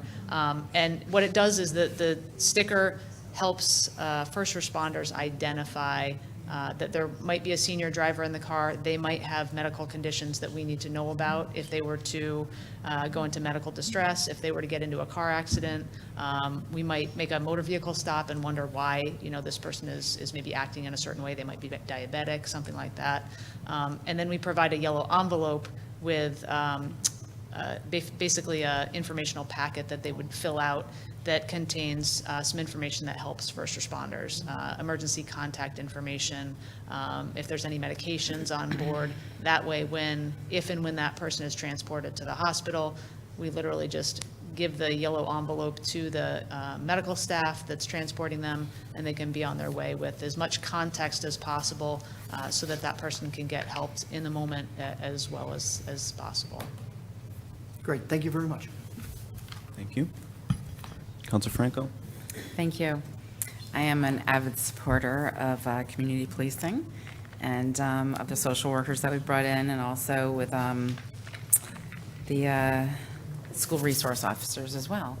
And I've always pushed for the initiatives for funding for all of the police, just about all of the police initiatives. And I would say that I've attended the policing community committee meeting where Lorena had listed the vast amount of things that she is taking care of within our community. And the list is vast. And it was just such a wonderful, I think it's such a wonderful addition to our community. And now to have a second one on board with us now, I think is just really going to help. I do know that when she was speaking, one thing that sort of hit me was when she had said, she looks at items where they list like thefts, I guess, or stolen items, and when people are arrested for stealing things. And she's like, I now look at these because there's a difference from somebody who steals food versus somebody who's stealing like a high-end item to make some money for whatever other reasons. But and then she reaches out to the people that may have stolen food because she thinks there might be an issue there. And that's the reach out too, that where a police officer probably can't follow up on these things and check to make sure they're getting services that they need or how to reach out and fix these things. But the list and some of the stories she told were very heartwarming, and it made me very happy and proud that we as a town council created these positions with your guidance and put them in our community. Because the way I look at it is many of these things are not required by the state of Connecticut. These are things our community is taking upon and growing the police department with these different initiatives and for our community at large. And I can tell you probably, I don't know how many years it's been now, at least 4 to 5, like just the growth of things that are happening in your department it's just astonishing, and I applaud you for doing these things. And I'm going to finish simply by saying that Officer McClellan, to get such a national award, it's, for me personally, I am just simply, you've just shown a light on community policing and been recognized by the highest in our land. And it just makes me so honored and proud that you are here in Groton and you are among us. And I am just so darn proud of it. So I just want you to know that, and thank you for everything that you all do for our community. Thank you. You did see the medal that Chase got, right? If I may, on that note, that, what she was referring, Lorena was referring to is we do an end-of-shift summary, so it highlights some of the things that have happened during the shift. And there are times, recently, there was one local hotel where she delivered food to them, brought food to this family that there was a larceny that occurred, and it was that someone stole food from this family, and she was able to facilitate that. She has a lot of networks, a lot of community contacts, works with a lot of different entities. That's going to be a dynamic duo, the two of them. So I'm really happy. They get along great, which was, awesome to see. The first day they met, they hit it off, and they're going to do a lot of great work. And she's been doing a lot of great work, and this will just be an additional multiplier to help facilitate that. So thanks for recognizing that. It's awesome. Thank you. Council Bordelon? Thank you. Thank you for the presentation. Community policing is very important. As it was stated, it's been around forever. It's, something when I took intro to CJ back in, the 90s, in criminal justice and some of my psychology courses, community policing is treating the whole person and the families. And it's something that a lot of communities have gotten away from, and not intentionally, as it's just time and burnout and accessibility and manpower and women power. So it's great that we are, looking at that from a mandated reporter standpoint. It was stated, I remember being, watching this video, and, cops go in, it was a drug raid, they're flipping things, there's gloves, there's body cavity searches, you name it, everything's happening, it's fast, it's quick, it's moving. And there's dogs, and the thing about it is that back many years ago, there was not mandated reporting. And so children would return home to this house that's been flipped upside down, mom and dad are in jail, and there's nobody there taking care of the children. No one even knows that they're in jail. And now that model has moved where, it's like, wait, there's a children's bed here, a crib, I see toys. And that whole model has changed of really not saying you weren't mandated reporters, but there just wasn't the same emphasis of really treating what's going on and finding out. And as it was stated, cops go in and law enforcement of detectives go in, and they can't handle all of that. And so this is where these other pieces may come in. And so that's exciting to me, and that's something that I was taught a long time ago, and it's great to see that we're enhancing that program. It's sad to say that it went away for a little while for being cut, but definitely it's so important. Policing is not just the arrests we make or the criminal. It's a way of how can we live in this community as a whole together. There's noise, there's things that have changed to make it where we have to find a way to kind of all kind of cohabitate, together. So that's great, and I think all the improvements and programs for seniors and disabled and other medical conditions are vastly important, and being aware of those items. So I'm excited for those types of outreach. One of the things that I've seen, and I was reading recently as well, is, I don't know if it was called the yellow sticker, but it was something similar to that in a different state. And a person has a medical condition, they're constantly, got a tick or a twitch. And, being pulled over, if asking to walk, they might not be able to walk a straight line, and they're not under the influence. But having some type of medical thing, and they're stating that this is their baseline. Things like that is so important and vital to pick up on. So I commend you guys for your efforts for doing this, and congratulations on your award. I met you a while back when I was battling breast cancer, and you had a different dog at that time, and you were just so interested in the Smile Cancer Center and what you could do to kind of get involved and in sending out one of those pink badges and such. So I appreciate all your work, and congratulations. Thank you. I just wanted to note that Councilor Parker has arrived. Okay, Councilor Parker has arrived at 8:08. You'll be happy to know, we've had a longstanding, it kind of hit on one of the points you brought up, a longstanding relationship with the Department of Children and Family. We've had an embedded DCF worker with the department since prior to my arrival. There's been someone from DCF who has a desk in the police department that can go out to calls that we can refer things to directly. And we are, as you said, my 30 years of police work, we're mandated reporters. Those things have to be, there are certain criteria that meets mandatory reporting, and that's something that does happen. And we're fortunate, like I said, and I know that Sergeant Sawyer, when he was a patrol sergeant, would, work closely with them, and certainly when you were on patrol too, those those embedded people are helpful, and we're fortunate to have that relationship as well. That's a great point. Any further questions? Counselor Bordelon? And the other piece to that is, sometimes an encounter for a child or a family member in that situation that has no part of maybe what the investigation is, could create a bad feeling or an encounter. So it's great to have that follow-through that we didn't have before, so that, that person that goes off to live a very productive life down the road has a better interpretation of what the police do. When you guys are faced with going into some of these situations, I mean, you have children that they just see their mom and dad are being taken away. They don't know what they were doing. And it can be kind of, traumatic for them to see. So having, Chase and having these community social workers to come in to kind of ease the pain a little bit and maybe, remove these children or other, other folks in the home and, allow for cooperation with the suspects to ease the burden. And there's ways that you can do that. It's not all just like, let's arrest him right now. But have that wraparound where it's like, hey, checking back in. How's this kid doing? What did they see? What happened? I mean, and that's so important. That can be vital to long-term exposure and experiences down the road. And that's one of the things that community policing was, seeing, and with the mandated reporting is having that ability to kind of come back. And I think that's very vital. And I think, we talked about senior services today, and community policing I'm a big component of, because I think it's another part of a service we provide. Again, it's not just how many tickets, how many arrests, it's what did we do and what did we do to help change somebody's life by making two neighbors get along, or, changing the exposure or the experience for somebody. So I think that's great.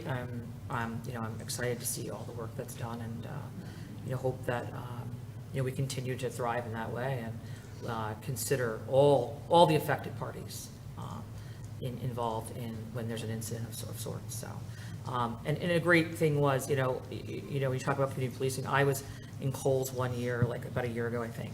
And this lady, person looked like they were probably having a drug withdrawal, and they were combative. And they probably were about to shoplift or something. But there were children around, families, people, and this had to happen. They were trying to get this person out the door. And there were people there that were talking and trying to, give a, it's important to have folks like Officer McCullen to come in and kind of, be a part of, the peacemaking and understanding, because, the exposure was just there. You had no way to hide from it, even for someone like me, I was like, wow, this is very interesting. And, there was nowhere else to go. They kind of moved everybody over to one side to kind of get this person out. So, and as we see, the opioid crisis increase, where people are finding people passed out and things like that. I mean, it's very traumatic. I mean, someone just relaxing in the sun now, you're like, are they okay? And it's nice to, have this community outreach available for families during this time. So thank you. Thank you. Any further discussion? Okay, seeing none. Thank you for your update as well. Keep doing the great work we know you'll do. I think I'm around for the next topic, too. Okay. Yeah. Very true. Noise ordinance. This one's gonna be a long one. Can we take a break? Want a break? Sure. You can stay here, leave. Council will stand in recess at 8:13. Do you need us? Are they breaking?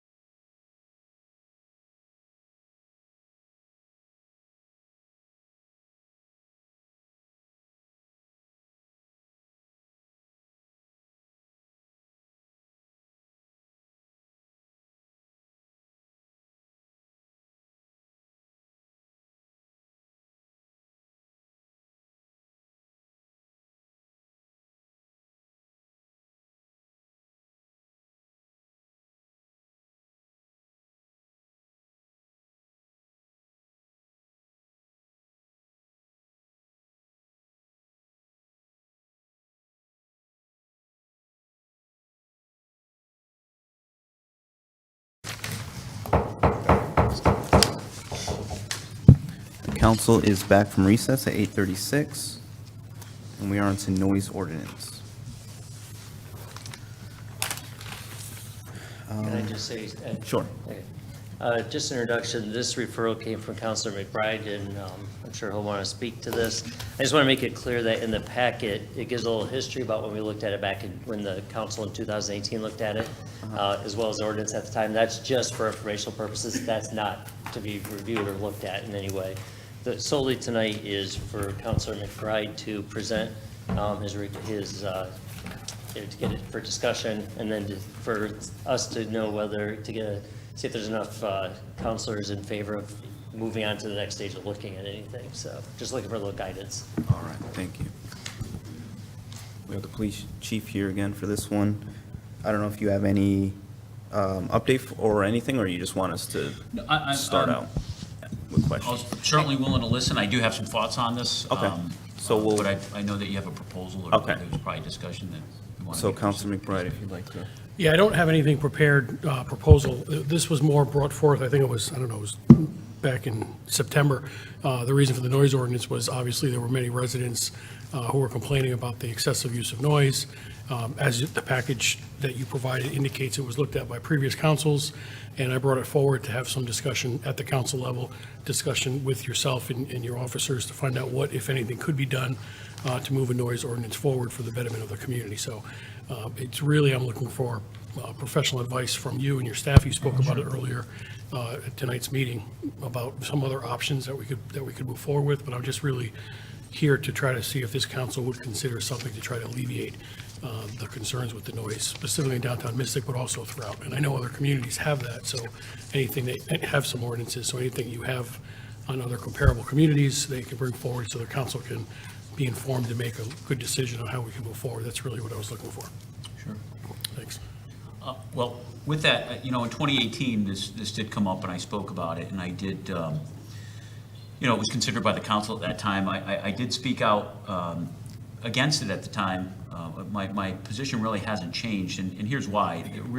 There is a law in the books, part of the breach of peace statutes that we've used, and we use it regularly, which is creating a public disturbance, which is a state fraction. It's done just like a traffic ticket. We issue that. An ordinance would be done somewhat the same way. This time I did a little bit more analysis. I utilized staff to kind of take a look at it within the police department, and Sergeant Sawyer agreed to stay here with me just to offer moral support or his own thoughts on this. But really, the consensus I'm getting, and I sent it out to our supervisory team and got some really thoughtful responses from a couple of our lieutenants who really did some research. One of the lieutenants gave me some really good information, but to back up a little bit, yes, as I articulated before, we do get noise complaints. They're really confined to one section of the town right now, and it does get into the whole business atmosphere. Again, I'm not trying to say that everything we do is about Mystic, it isn't, but really the complaints that we get, and I've got the data here that backs that up, that says that the complaints are coming primarily from the downtown Mystic area. And I do appreciate and understand that when you have mixed use, you have residences in an old historic district where people want to live, and it's a beautiful place to live, but when it's one of the top tourist attractions in the country now, it's bringing in a lot of people. And there's some, again, it gets back to the stuff I talked about a few minutes ago. But remarkably, our noise complaints are down. In 2022, we had 145 noise complaints throughout the entirety of Groton. This year, we've had 70. Obviously, we're not through the whole year, but if you compare it, 1st of January 22 to July 25th of 22 to the same period of time this year, 84 complaints last year, 70 this year. So the number is down. So some of the things that we're doing have worked. And I'm not saying that it's exclusively the police department. There's certainly a zoning component to this. We've introduced outdoor dining. We've allowed people to put outdoor patios and rooftop bars where, there's zoning regulations that say you got to shut down by 10. Our officers have enforced that. We've done everything that we can help with that, but it is a zoning regulation, not a violation of criminal law. So the zoning enforcement needs to be a part of that. So at times where there are problems, our officers will investigate it, and many of the times they will not issue an infraction. And I think that even where there are noise ordinance, It may compel, there may be a thought that we have to issue it if we're going out there doing decibel testing, using instruments, which by the way, cost a lot of money, require calibration, require training. And then, oh, by the way, we're doing it on a town ordinance, so when we issue a citation on that, the officer's gonna have to go to testify, which means the hidden costs are, you're going to court, you issued this Saturday night at midnight, you're off on Tuesday, you're gonna be there for a minimum 4 to 8 hours of overtime to pay for that, for your potential testimony.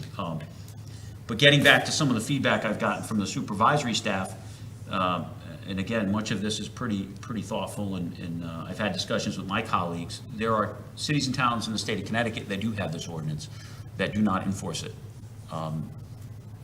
for a variety of reasons. There's some questions as to the enforceability of it, but there's others that don't have the training, that don't want to purchase the equipment. And there's also, in reading some of the stuff that I have here, and I can just highlight a few of them,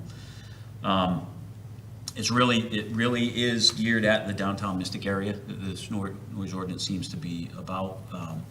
There's no excessive noise definition in the ordinance, or the proposed one that went on a couple of years ago, I should say. Talking to colleagues from around the country, one of our lieutenants just recently graduated from the FBI National Academy, and that's a network. I graduated many years ago from that, but it's a network of colleagues from across the globe, really. But canvass them, hey, can you provide me feedback on noise ordinances that you've had in your community? And to a person, that all the responses he got was strong recommendations against it. That other police departments find that it takes staff away from other tasks that they should be doing. So if we're out there monitoring these noises, having officers assigned to take out a gauge, monitor activity, that's an officer that's not out there doing DUI enforcement, that may be tied up with other things, but it's an impact on service. And what they also said, anecdotally, this causes conflict between neighbors, where there's a person mowing his lawn, there's somebody that may reach the level on that meter that, for whatever reason, there's a beef going between two neighbors, they call the police and want it enforced. So that puts us as a police department in a difficult position. I just got done talking to you about the efforts that we're making in community policing, trying to bring people together and trying to have a partnership with the community.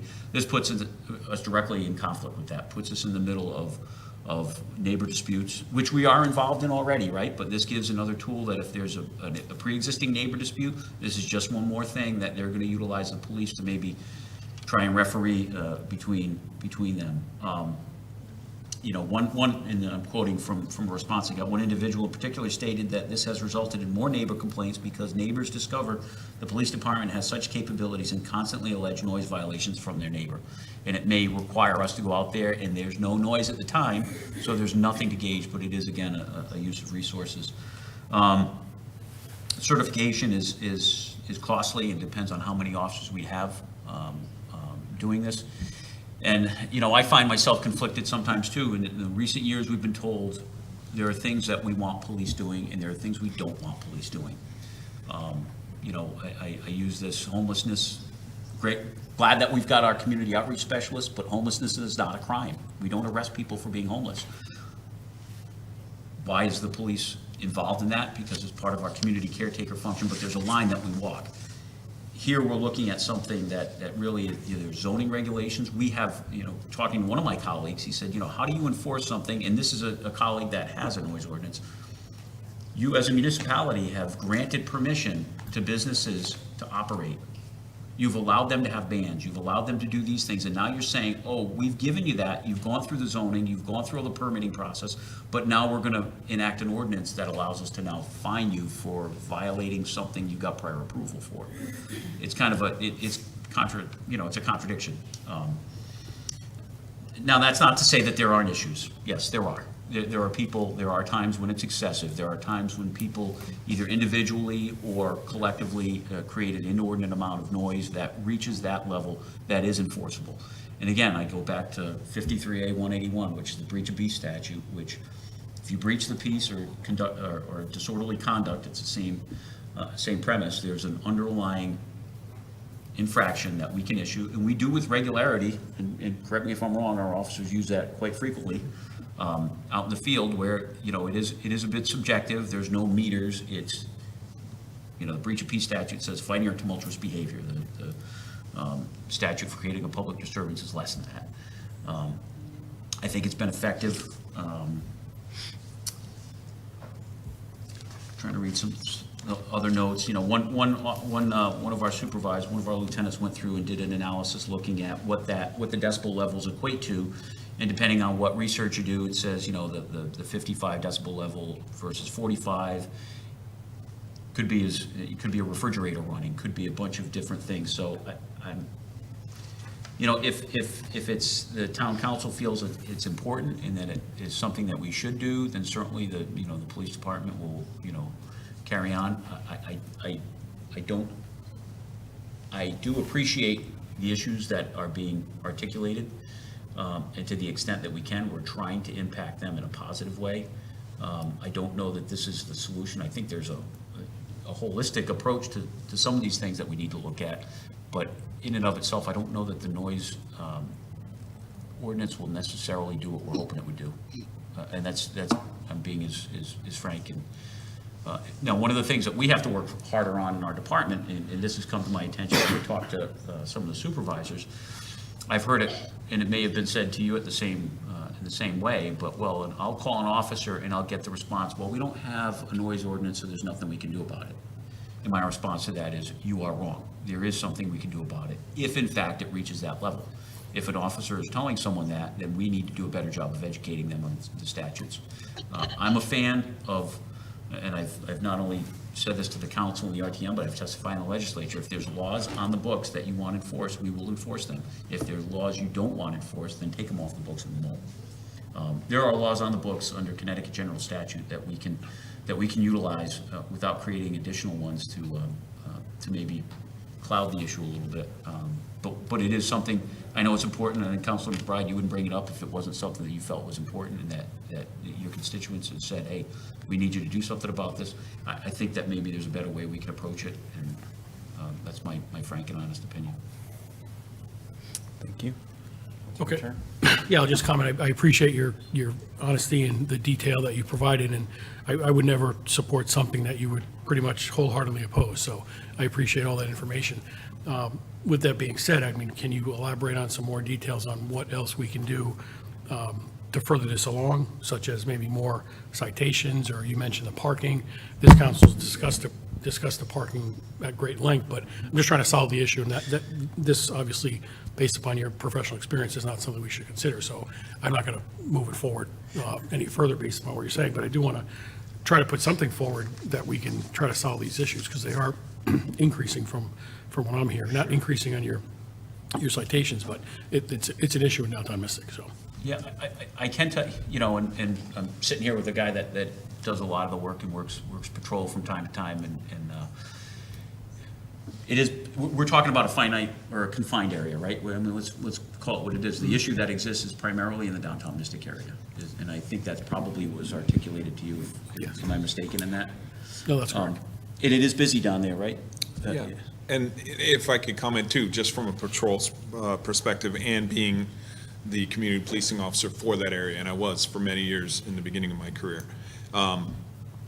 It's something that continues, and it's, you know, even geographically, those tall buildings, just the noise, you know, bouncing back and forth. There's a lot of things that go into that, but I will tell you, when we worked, we would have patrols down there, and we pretty much flood the area at those bar closing times. And, you know, yes, we're there and we're doing the bar, you know, we had bar cars at the time. We'd have people come in and kind of monitor the area right at closing, because we understand that, and we're not, and as we're discussing, we're not downplaying that at all. That's been an issue since I'm going on 16 years now, and it's always been something that we've worked on.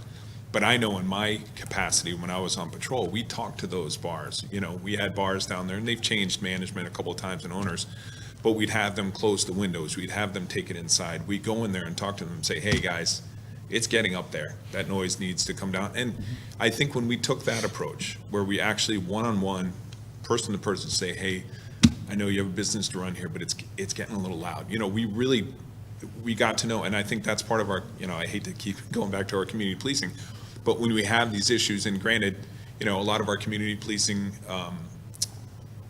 tools that we have people that can speak to those bar owners the next day if they're not there, or discuss a plan, something like that. But I can tell you, we do address those issues, and we've had people work plain clothes that would actually, just stand by and wait and just see until, what was happening and watch the traffic and see if people were walking outside with their drinks or see if the noise was getting louder. And they would go up and identify themselves as officers and say, hey, we're at that point and we need to work on that. And I think that level of communication, and granted, if we came back and it continued, we would write those tickets. We would, those infractions, or say, hey, we don't want to take this route, because nobody wants to approach that way, because people have a business to run, and there's, conversely, people want to enjoy themselves in our town. But I think at those levels, we're willing to work with those businesses one-on-one and do what we can on a case-by-case basis. And I think we've done that a lot in the past. But again, if we're in there and we're working those areas, trying to watch that noise and, monitor and out of our cars, and we get a call, sometimes we just get pulled out of there, and, it happens, but we try to take a proactive approach. Yeah, it's that cops on dots, right? When we're, CJ 101, where their problem is, you put the cops there to try and address the problem. That's what we try and do. They get pulled away. They're active, they're busy in other areas. But we've tried to do that, and that's one of the edicts that I've given to our community policing unit, is let's try and address this problem. I think in the email that I sent to the council a couple of weeks ago, Officer McClellan has done an outstanding job with outreach to create that network in the community.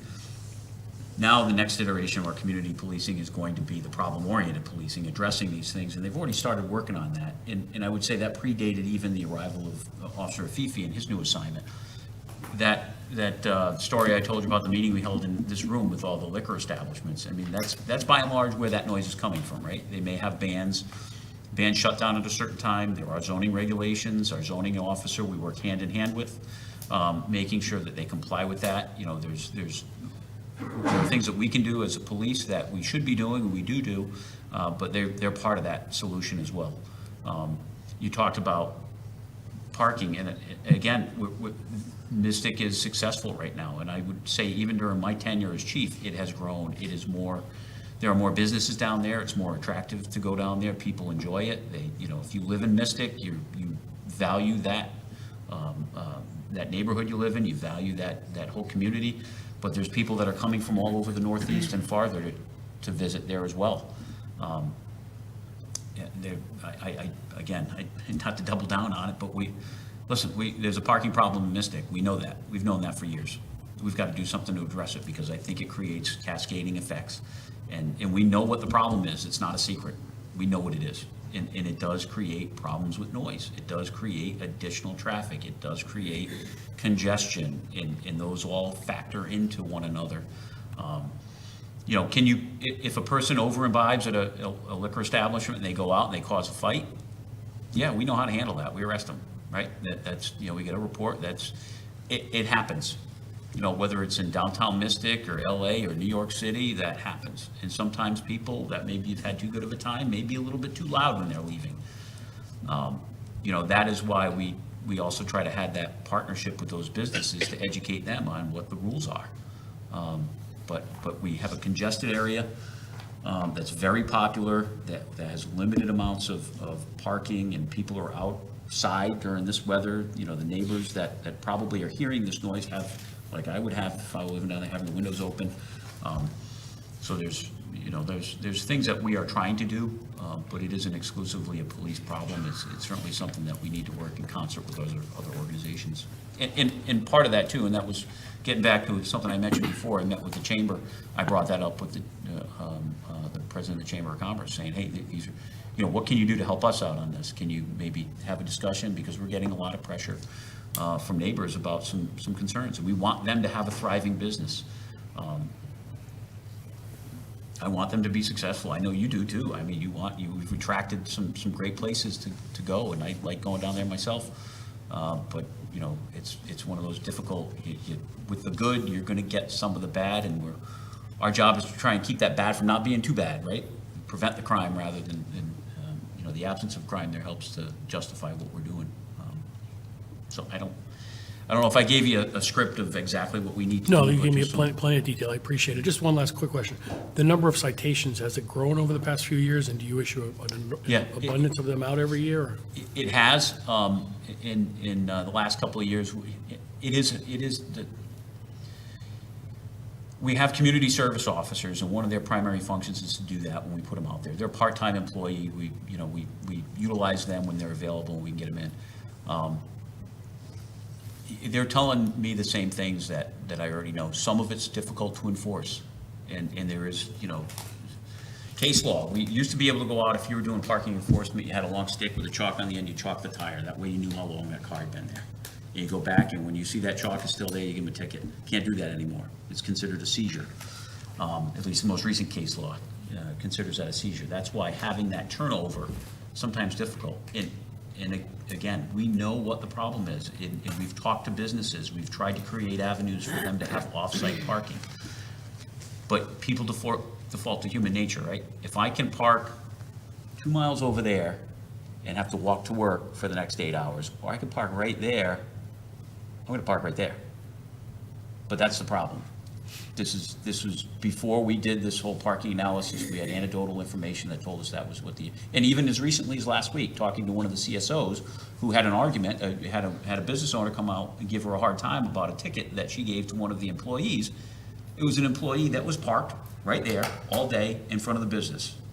It was what we know to be true. This is the issue. Again, I know it's not a popular decision in all avenues, but I do think that's part of the solution, that there needs to be some type of paid parking. There needs to be something that turns that over, not in a punitive sense, but, when I go to Margaritas or I go someplace with my family, I'll park in the Mystic Art Association. I'll have dinner. They validate my parking. When I go back out, I can go to the kiosk, and it doesn't cost me anything, but I've done it the right way. We've had those conversations with business owners, but we know what the problem is. And why that relates to noise is because what I said earlier, those are folks, now we're pushing people into the neighborhoods. We're pushing traffic into the neighborhoods. I get a lot of complaints, you name a small street in downtown Mystic Holmes, all those small streets they do send us complaints. And we want to do enforcement, but here's the secret with enforcement. You got to be able to do it safely. You've got to be able to set a cruiser up to do that enforcement, where they can not only see the cars coming to use radar or to use their own personal observations, but then you have to have a safe place to stop them. And those roads really aren't conducive to that.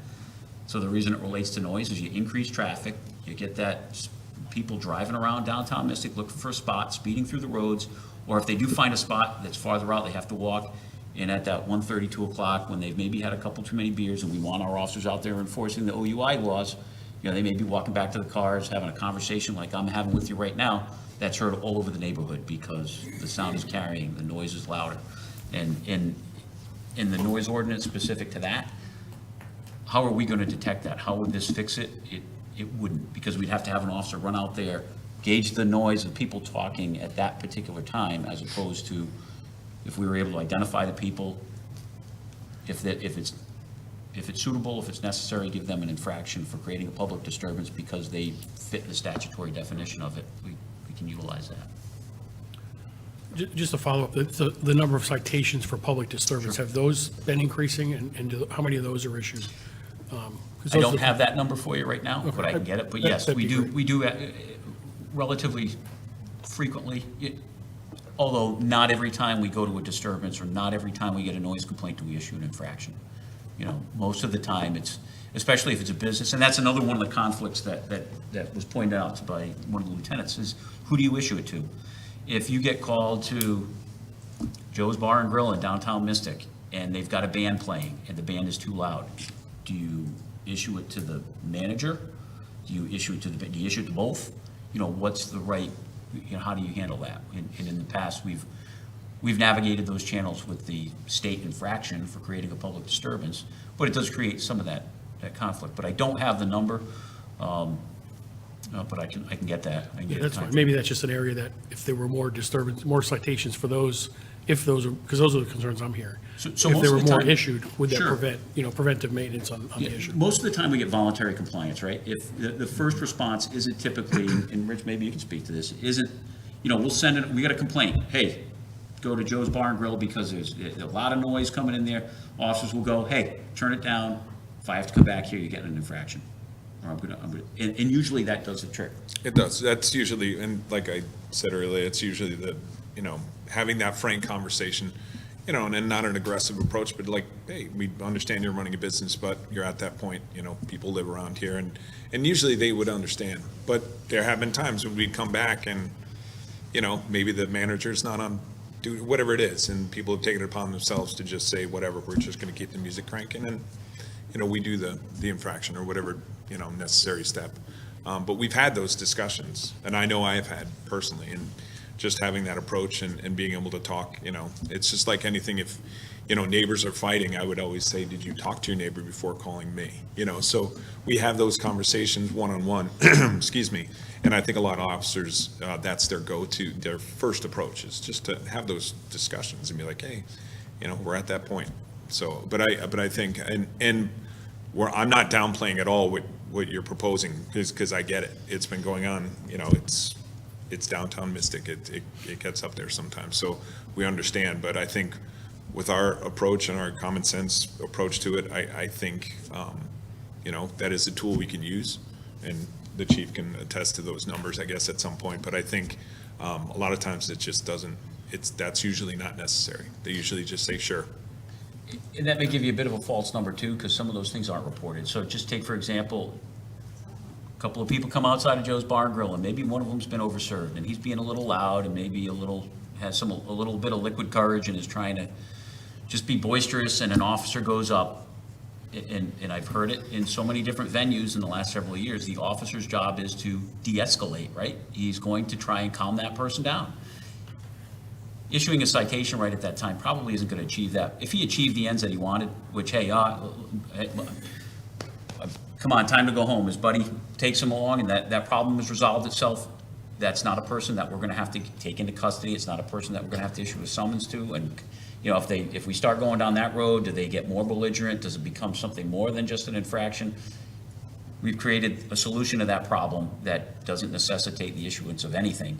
It solves the problem. And that person goes home, goes to bed, the officer goes on their patrol duties, and hopefully it resolves a situation that never ends up in the form of an infraction.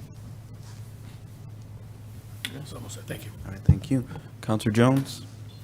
Thank you, Mr. Mayor, and thank you, Chief, very much for your presentation and your thoughts on this. I have just several questions. One is, what does the public disturbance citation mean? What happens if you're issued one of those? It's essentially, not that this would happen, but if you were stopped on your way home from work by a police officer and given a speeding ticket, or going through a stop sign, it's the exact same thing. It's an infraction. It's a ticket, which requires. So is there a it's a penalty fine. or a fee or something? A fine? Yeah, it's a fine. It's $100. I think right now it's $107. Like last time I checked, I think it was $107. That goes to the State Centralized Infractions Bureau. Person, if they don't want to pay the fine, they're able to plead not guilty. They could get their day in court. If they pay the fine, they pay the fine. If they don't do either one of them, a warrant could be issued for failure to pay or plead, which is an arrest warrant. That's now it's gone from an infraction to an arrestable offense. There'll be a warrant issued for their arrest. So we can go up. Yes. Is it a pretty effective tool? I mean, I know I like the approach that you've been talking about, where you just sort of calm somebody down, send them home. You don't need to escalate it, but is it an effective tool that you have used? Does it do its job when it's needed to be used? In my experience, it has been. I'll ask you to comment on that too. Yeah, and I think we touched upon that. I think it is a valuable tool, but it also, you also want to sustain these relationships. So again, I think that initial contact, that initial conversation needs to be had, but there are instances where that is a viable tool. I just know as the chief said, when we de-escalate, when we try to find the best possible solution for everybody, not because we're afraid of the work, but officers don't want to punish people. And, that's not, our job is to fix that problem, fix whatever that problem is. Our job is not to punish people. Our job is to enforce the law and to make our streets safer and make the community a better place to live in. So when you come at it with that approach, you can say, hey, do we really need to do an infraction at this point? Can we have an open dialogue and say, and I'm not saying it's an hour-long dialogue, but just say, hey, this is turning into an issue. We need to address this. I'd rather not give you an infraction. I don't want to create that bitter, confrontation. I don't want it to be us and them. I want us to be, we're part of the community too. And when we're out there and we're having these discussions, a lot of times we don't want to do that infraction, but there has to be. If that's not stopping and it continues, then it is something that we can do. But it's, typically our guys don't want to go out and just punish people just because they can. That's our first directive, or our first mission is to go out there and create a dialogue, de-escalate, and just see if we can work together on something like that. And that usually, most of the time, works. And it is a tool, like I said, but it doesn't get used as often as you'd think. And I don't think it's as necessary as you'd think. Can I ask a follow-up to that? So let's say you go out there, give them, talk with them, they turn the music down, you get another call, you go out and ticket them, and then they turn the music down, but what if you get another call? Can you ticket more than once a night if they keep on persisting? Could you keep on ticketing? Yeah. Yeah. Or you could go for a misdemeanor, which is not a ticket, which is a charge. You could give them a misdemeanor summons for creating for breach of peace or disorderly conduct, or you could make an in-custody arrest, depending on what that consists of. And Councilor Jones, just to be clear, so there is no mechanism for us to adjudicate this in town. So even on a town ordinance, it doesn't get settled here. There's no judge in town hall that does this. It goes to the Superior Court. So all these town ordinances, whether it's in Groton or Hartford or New Haven, those town ordinances are adjudicated in state court under the town's ordinance, which is codified in a law that allows that to make its way into the state system. But it's not a state law, so the prosecutors are going to have to base their judgment on testimony of the officers. Our officers don't usually have to go testify for infractions because their laws on the books on state statute. These are not. These are things that are, they're written by attorneys, right? They're passed by a legislative body.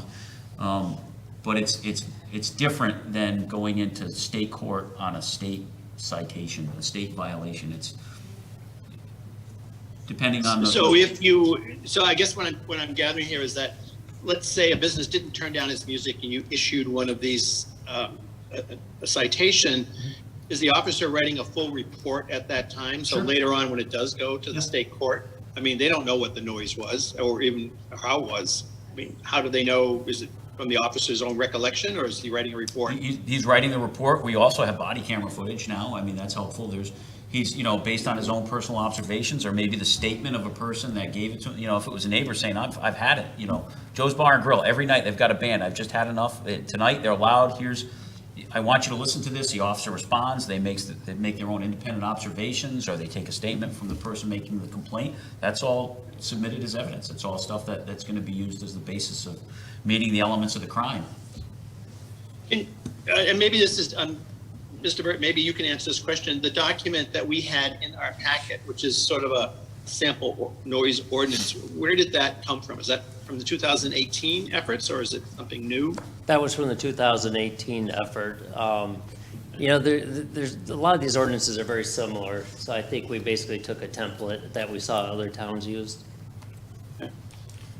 Chief, can you just give a little example? I noticed in this ordinance, it says, residential 55 decibels, nighttime 45 decibels. Can you just give an example of what 55 decibels is? Is it a car horn, or is it somebody drunk coming out of a bar? What?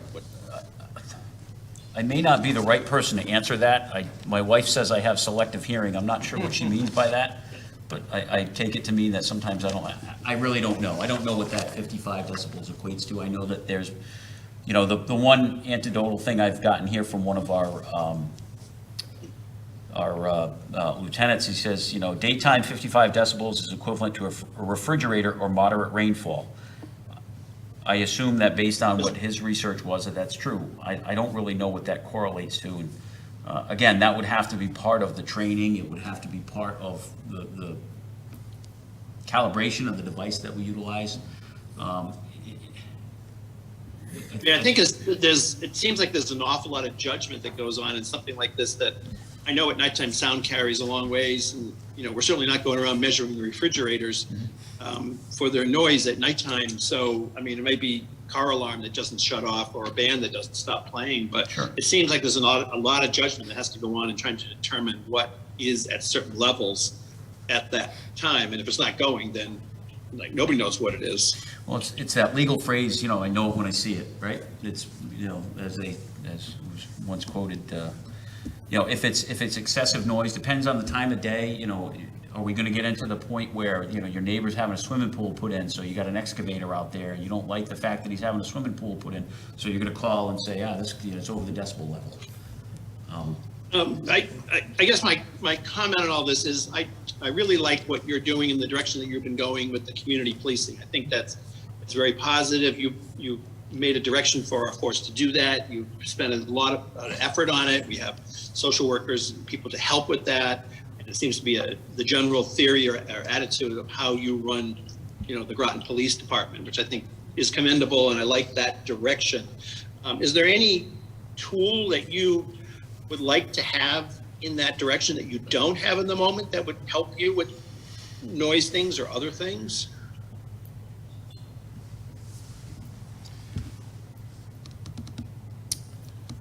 It's a good question. I wasn't prepared to answer that. I would have come up with a bunch of things that. Yeah. I mean, this is now's just the sort of, time to ask, noise ordinance is sort of a thing that gets slapped on. But I'm just wondering, is there something missing that you guys, when you're talking about things we'd love to have, that maybe you need that instead of this, or just something to think about?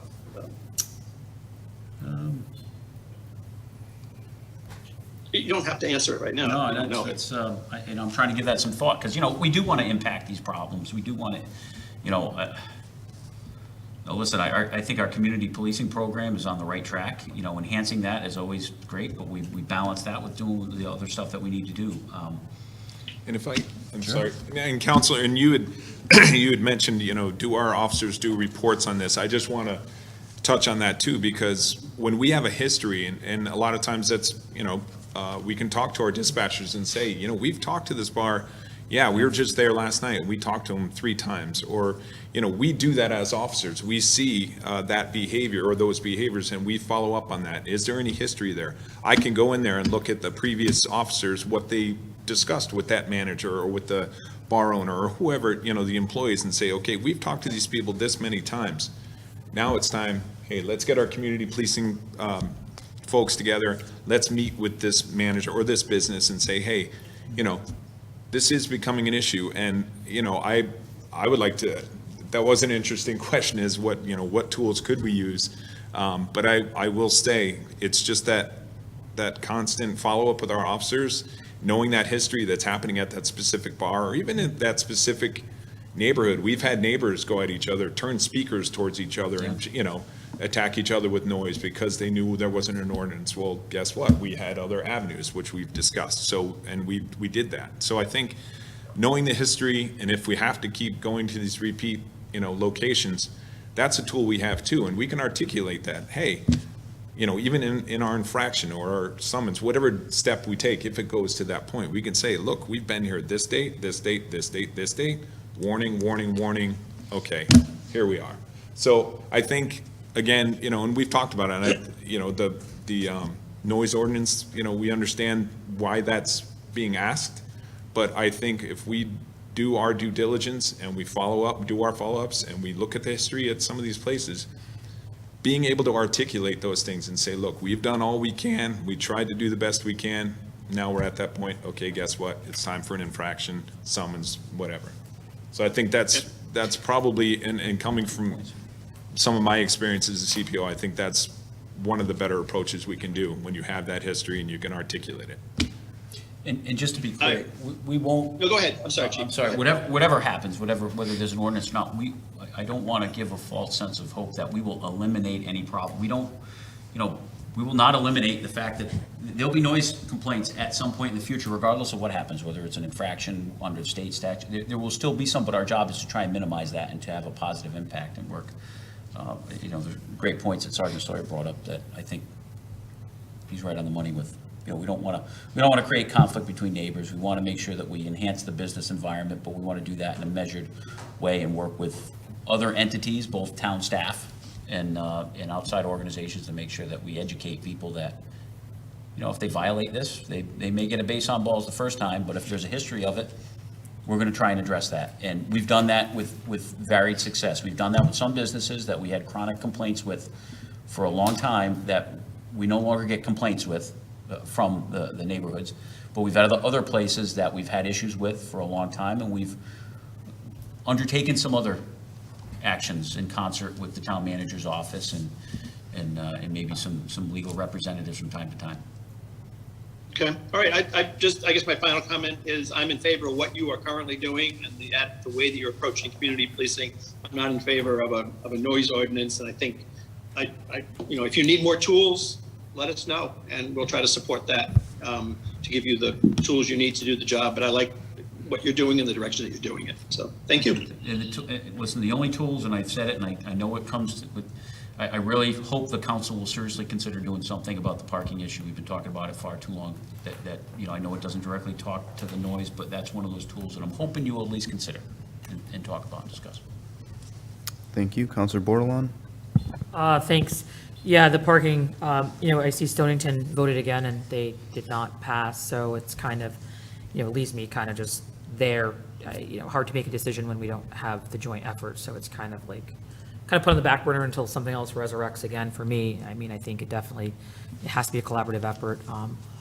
But with that, a person who grew up right up the street from downtown, I mean, I think we got what we hoped for, right? We wanted economic development. Sure. And with economic development comes other entities, some not so good and some that we want. And I think it's a process, and so I've been digging around and looking with towns I'm familiar with, like Portsmouth and Cape Cod and different things. And it all comes down to money, of course, too. So one thing that I looked at is you stated that some officers have to be pulled off, maybe on those busy nights like Friday, Saturday nights in the summer. And I personally went down there and tried to stay up as late as I could so I could see what was going on. I, tried to stay, go down. One night I left around 11 to get down there. And I don't think the problems have even begun at 11. yeah. Well, I left at 11 to be out for a little while. And, and walk down some of the side roads and stuff. And I think that, I agree, the park, walking further. And some of the stuff that's in here, the noise ordinance with the sound, it's hard to enforce something like that too, because if you put a decimal on it, it's going to be very loud to someone when the houses are this close versus what's the spacing, So it gets to be very tough. But I do think that maybe there's some community policing type of stuff where we maybe call a meeting to the managers down there and say, what number do you want us to call when we hit that level? And that's some of the things I found online, that these town meetings, they were, saying they had a list of this business, Joe's Bar and Grill says, call Joe. I don't care what time. And if you don't get a hold of Joe, call Mary. They had their direct thing. Others had to increase their infractions. For example, if you're paying $300 for a van, $100 infractions, kind of not a lot to a really thriving business. Not that I'm trying to decrease revenue for them, but maybe for a personal infraction, if I'm out there, having fun, Porsche, $107, personal. But maybe on a business, it might be first offense is $107, but if you came back out there that night, should it double? I don't know. These are things, maybe without enforcing an ordinance, just things that I was digging around and I was just seeing what other people were doing, or some of it hasn't got passed yet, it was just ideas and stuff. But there might be a way that we could collaboratively work and say, great, we've increased, great economic driver, but how can we do this? And we have to remember that people that are coming into Mystic aren't from here.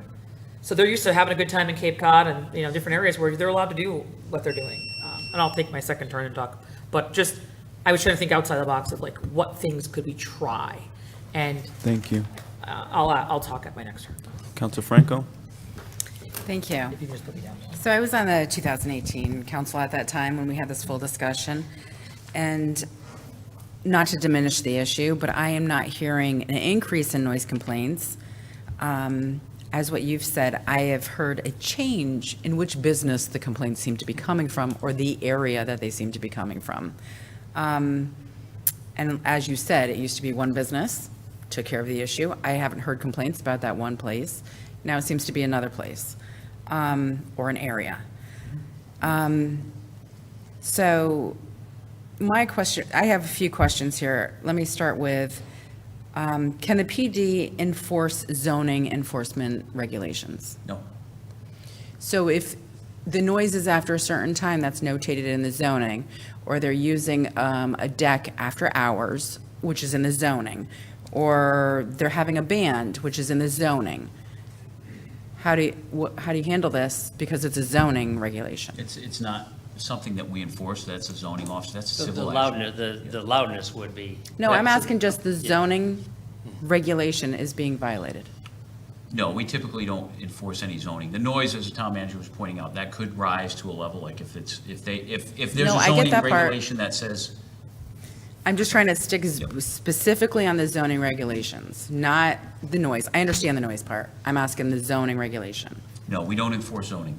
So if there's a zoning regulation that says you have to close your deck by 10 o'clock, or you have to turn off the band at 10 o'clock, we don't enforce that. There's no mechanism. We're partners with zoning, right? We'll go in and say, hey, there's an ordinance here, or there's a zoning regulation that says you got to shut this down.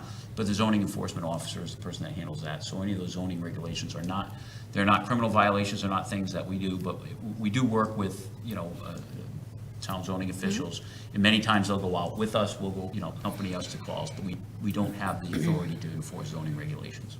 Thank you. And as you said, some of this is zoning issues. Yes.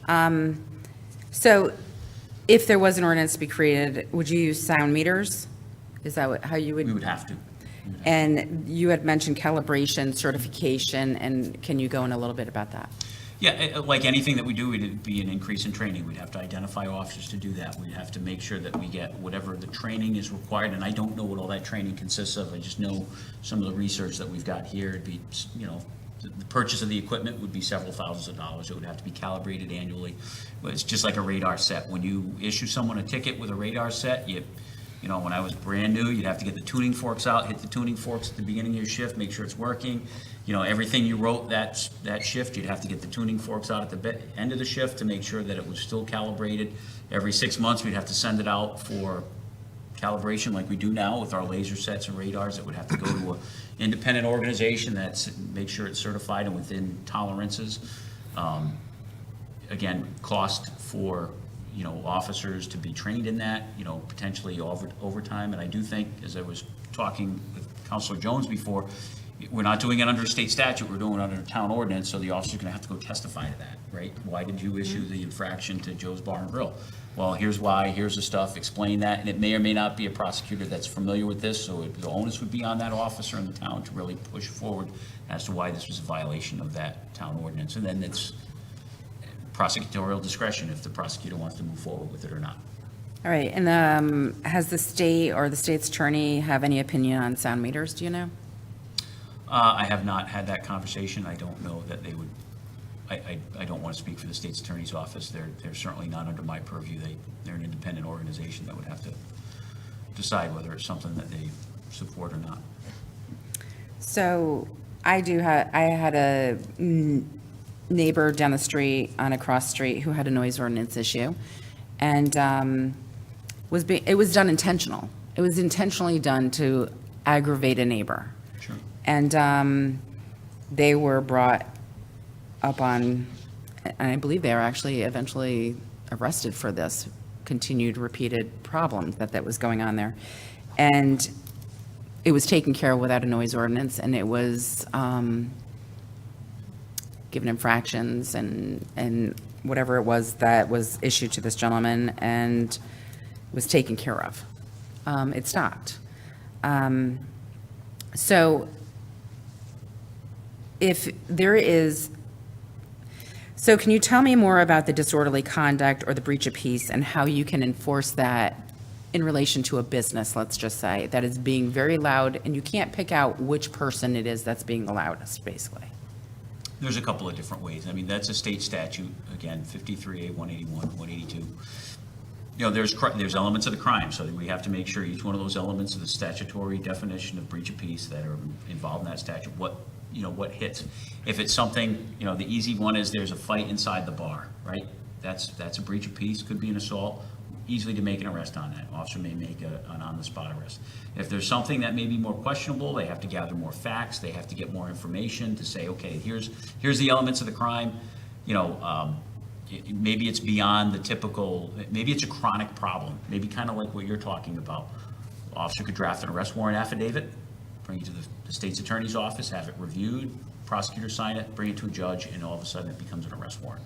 And that's a little bit more homework, a little bit more work in doing that. Can it be done? Absolutely. There's also the mechanisms to issue a summons right at the scene. It's dependent on the facts that are unique to that particular situation. If it's something that happens right now and it's something we can articulate, violates the statute, we can make an arrest on the spot. If it's something that takes place over a long period of time, probably do a warrant. And it may be something, if it's that complex, we would want that reviewed by the prosecutor and have a judge eventually fix their signature saying that, yes, there's probable cause for an arrest in this. And if it's a business that's repeatedly breaking, like very loud noise, or like very loud in the Sure. evening and creating disturbances, is it possible for the town to send letters and repeatedly tell them, we're getting numerous calls on this, and, and let the owner of the business be aware, and then what the next steps will be? Sure. Yeah, and just like Sergeant Sawyer was saying before, that's something that we can and have done, and it may be something that when we develop that track record, we've gone to Joe's Bar and Grill 15 times in the last 2 months, and these are the types of things that have happened here. We've had a fight, we've had car crash, or the DUI operator leaving the establishment. We can put those things together, and we can work with the town manager's office and through the town manager's office with the town attorney's office to say, hey, maybe we need to pursue other remedies through the court system to do this. Not necessarily a criminal arrest. There's other avenues that I would defer to legal counsel on to say, hey, can you guide us down that path to maybe us doing something a little bit different? Because it's not an acute problem, it's a chronic problem, and we need to address the root cause of that problem. That's correct. And I also have issues that this could be weaponized as a neighbor dispute issue. And just the amount of calls that would come from this, just trying to get back at somebody, would be enormous. That would be a concern, and that's. Thank you. Thank you. Counselor Bordelon? Thanks. So I guess my question would be, do you think like maybe it should be tiered? The first time you go down to a business, it's 107, which is a random number, but, and then maybe it's, the second one is, I don't know, double. With that, it's hard to do that on an individual, but on a business, where they're, it's supposed to uphold a certain, respect for the community as well. That's my first question. My second would be, the zoning portion of it would be, who's reporting to the zoning, right? We talk about like mandated reporting and such and other tiers.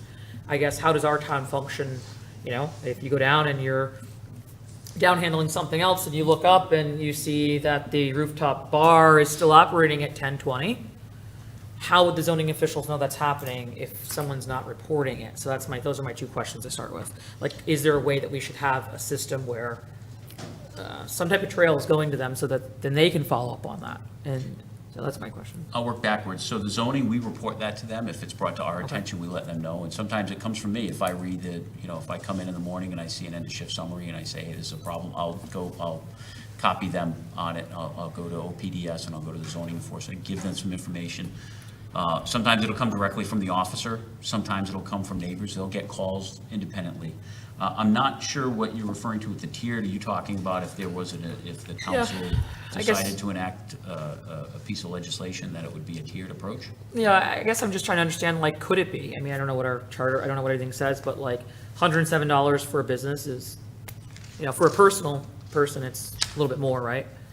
But for a business with a band playing, and you have to go back out there, right? You're costing time to send another officer out. So second time you come out, does it double? I mean, is there not, there's so. No, it's a state statute. It's, Okay. that fine is creating a public disturbance, and it's updated annual in the infraction schedule. It's set by the state, not by our action. And again, I as far as a tiered response, my response hasn't changed to my position on this. I really feel that the tools that we have are sufficient.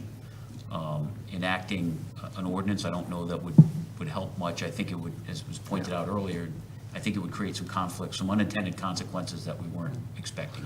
I wasn't saying I was for the ordinance, a ordinance, I was just asking questions about, where the 107 comes from and how that trickles down. Yeah, that's on the and- infraction Yeah, schedule. and the zoning, who reports, do we have a better reporting system for that? And I guess, maybe I think from the community policing side is like, maybe going out to all these different bars and saying like, who's reaching out to maybe a database where we keep track and say, who do you want us to contact? When we have to head down there, do you want us to let you know? Because maybe the owner might want to know, and they might come down, and say, hey, everybody in here, whoa, what's going on? So is that a possible? Is that something that we can try to do as a community outreach thing and say, and some owners might be like, no, pound sand, I don't want to be on that list, and they have a right, but maybe other people would be like, yes, please, put me on the list, and this is how I want to be contacted. Yes, and we do that. As I said before, we had a meeting here, everybody was invited. Some people didn't show up, but every business that had a liquor permit in the town of Groton was invited to that meeting. Many of them showed, many of them came.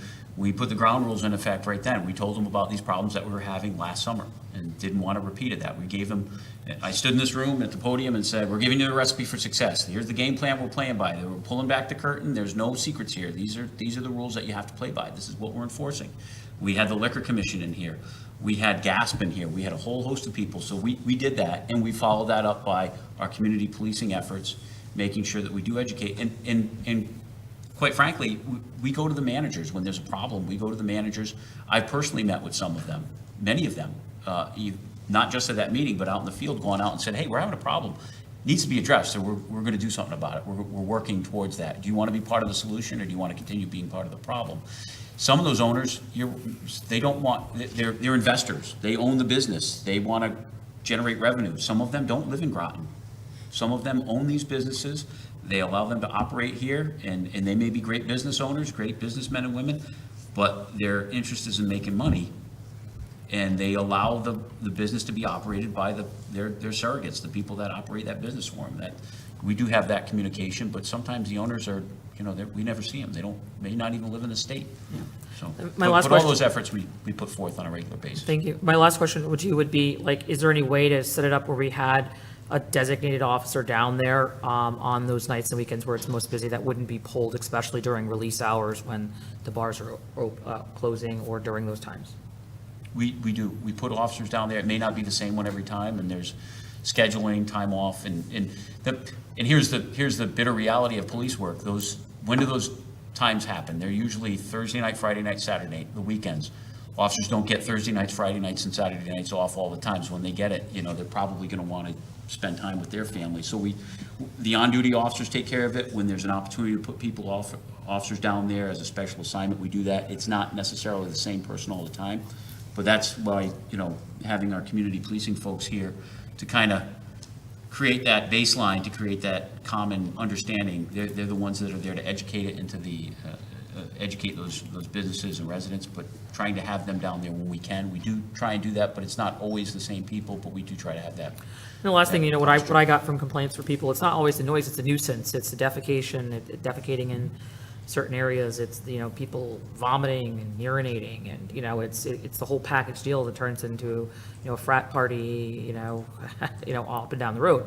And, I witnessed some of it, people coming out and puking right on the roadways, like things that you didn't see necessarily before in that capacity. Now you're seeing it as more of a touristy destination. So I think what you see in other areas, though, is more of that presence down there, and they're not doing anything. They're laughing and talking to people, but I just wonder if there's a way we could have more, chances where they're not being pulled, maybe that would, just a presence without any Thank you. enforcement. Thank you. I would hope, yes, but, it may happen, typically, people don't do that right in front of a police officer, a uniformed officer seeing there. We do put undercover people down, but if people witness that, I hope they call us. If there's a disturbance, if they're witnessing someone defecating in a public area, that they would call us, and yeah, we can absolutely do something about that. But if it's not brought to our attention, we can't do anything about it. We have to know about it, and if it's something that we're called, we'll respond. Hopefully there's an officer nearby that can take prompt action on that and do the right thing. But we need, again, getting back to the Pelian principles, we need the public involvement. We need the citizens to help us. And if they do witness things like that, to let us know about it, and we'll do everything that we can to either prevent it or address it when it does happen. Thank you for your comment. Thank you. Any further questions, discussions?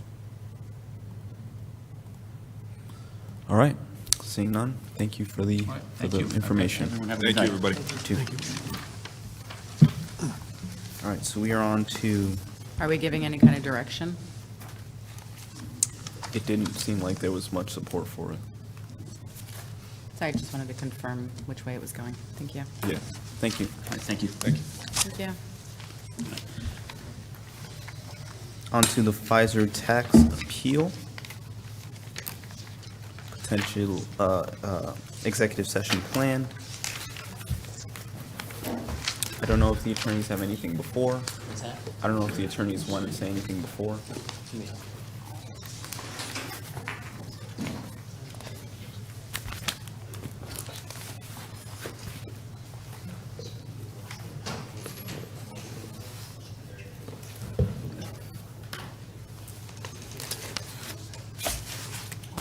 Okay. All right. So I will make a motion. I hereby move that the members of the town council, town manager John Burt, attorney Eric Callahan, attorney Rich Cody, finance director Dee Morrison, assessor Mary Gardner, and city of Groton mayor Keith Hedrick go into executive session pursuant to general statutes section 1-206B, strategy and negotiations with respect to pending claims or pending litigation to which the public agency or a member thereof, because of the member's conduct as a member of such agency, is a party until such litigation or claim has been finally adjudicated or otherwise settled, for the purpose of discussing a tax appeal involving Pfizer Incorporated. So moved. Second, Franco? Moved by Melendez, seconded by Franco. Point of information? Yep. I didn't know if the town manager's just going to give a quick overview, what he can. They declined to do so. I didn't know that, I didn't hear that on the record. All in favor, say aye. Aye. Aye. They declined. Opposed? Abstentions? Carries unanimously, 6 in favor, 0 opposed, 0 abstaining. We're in executive session.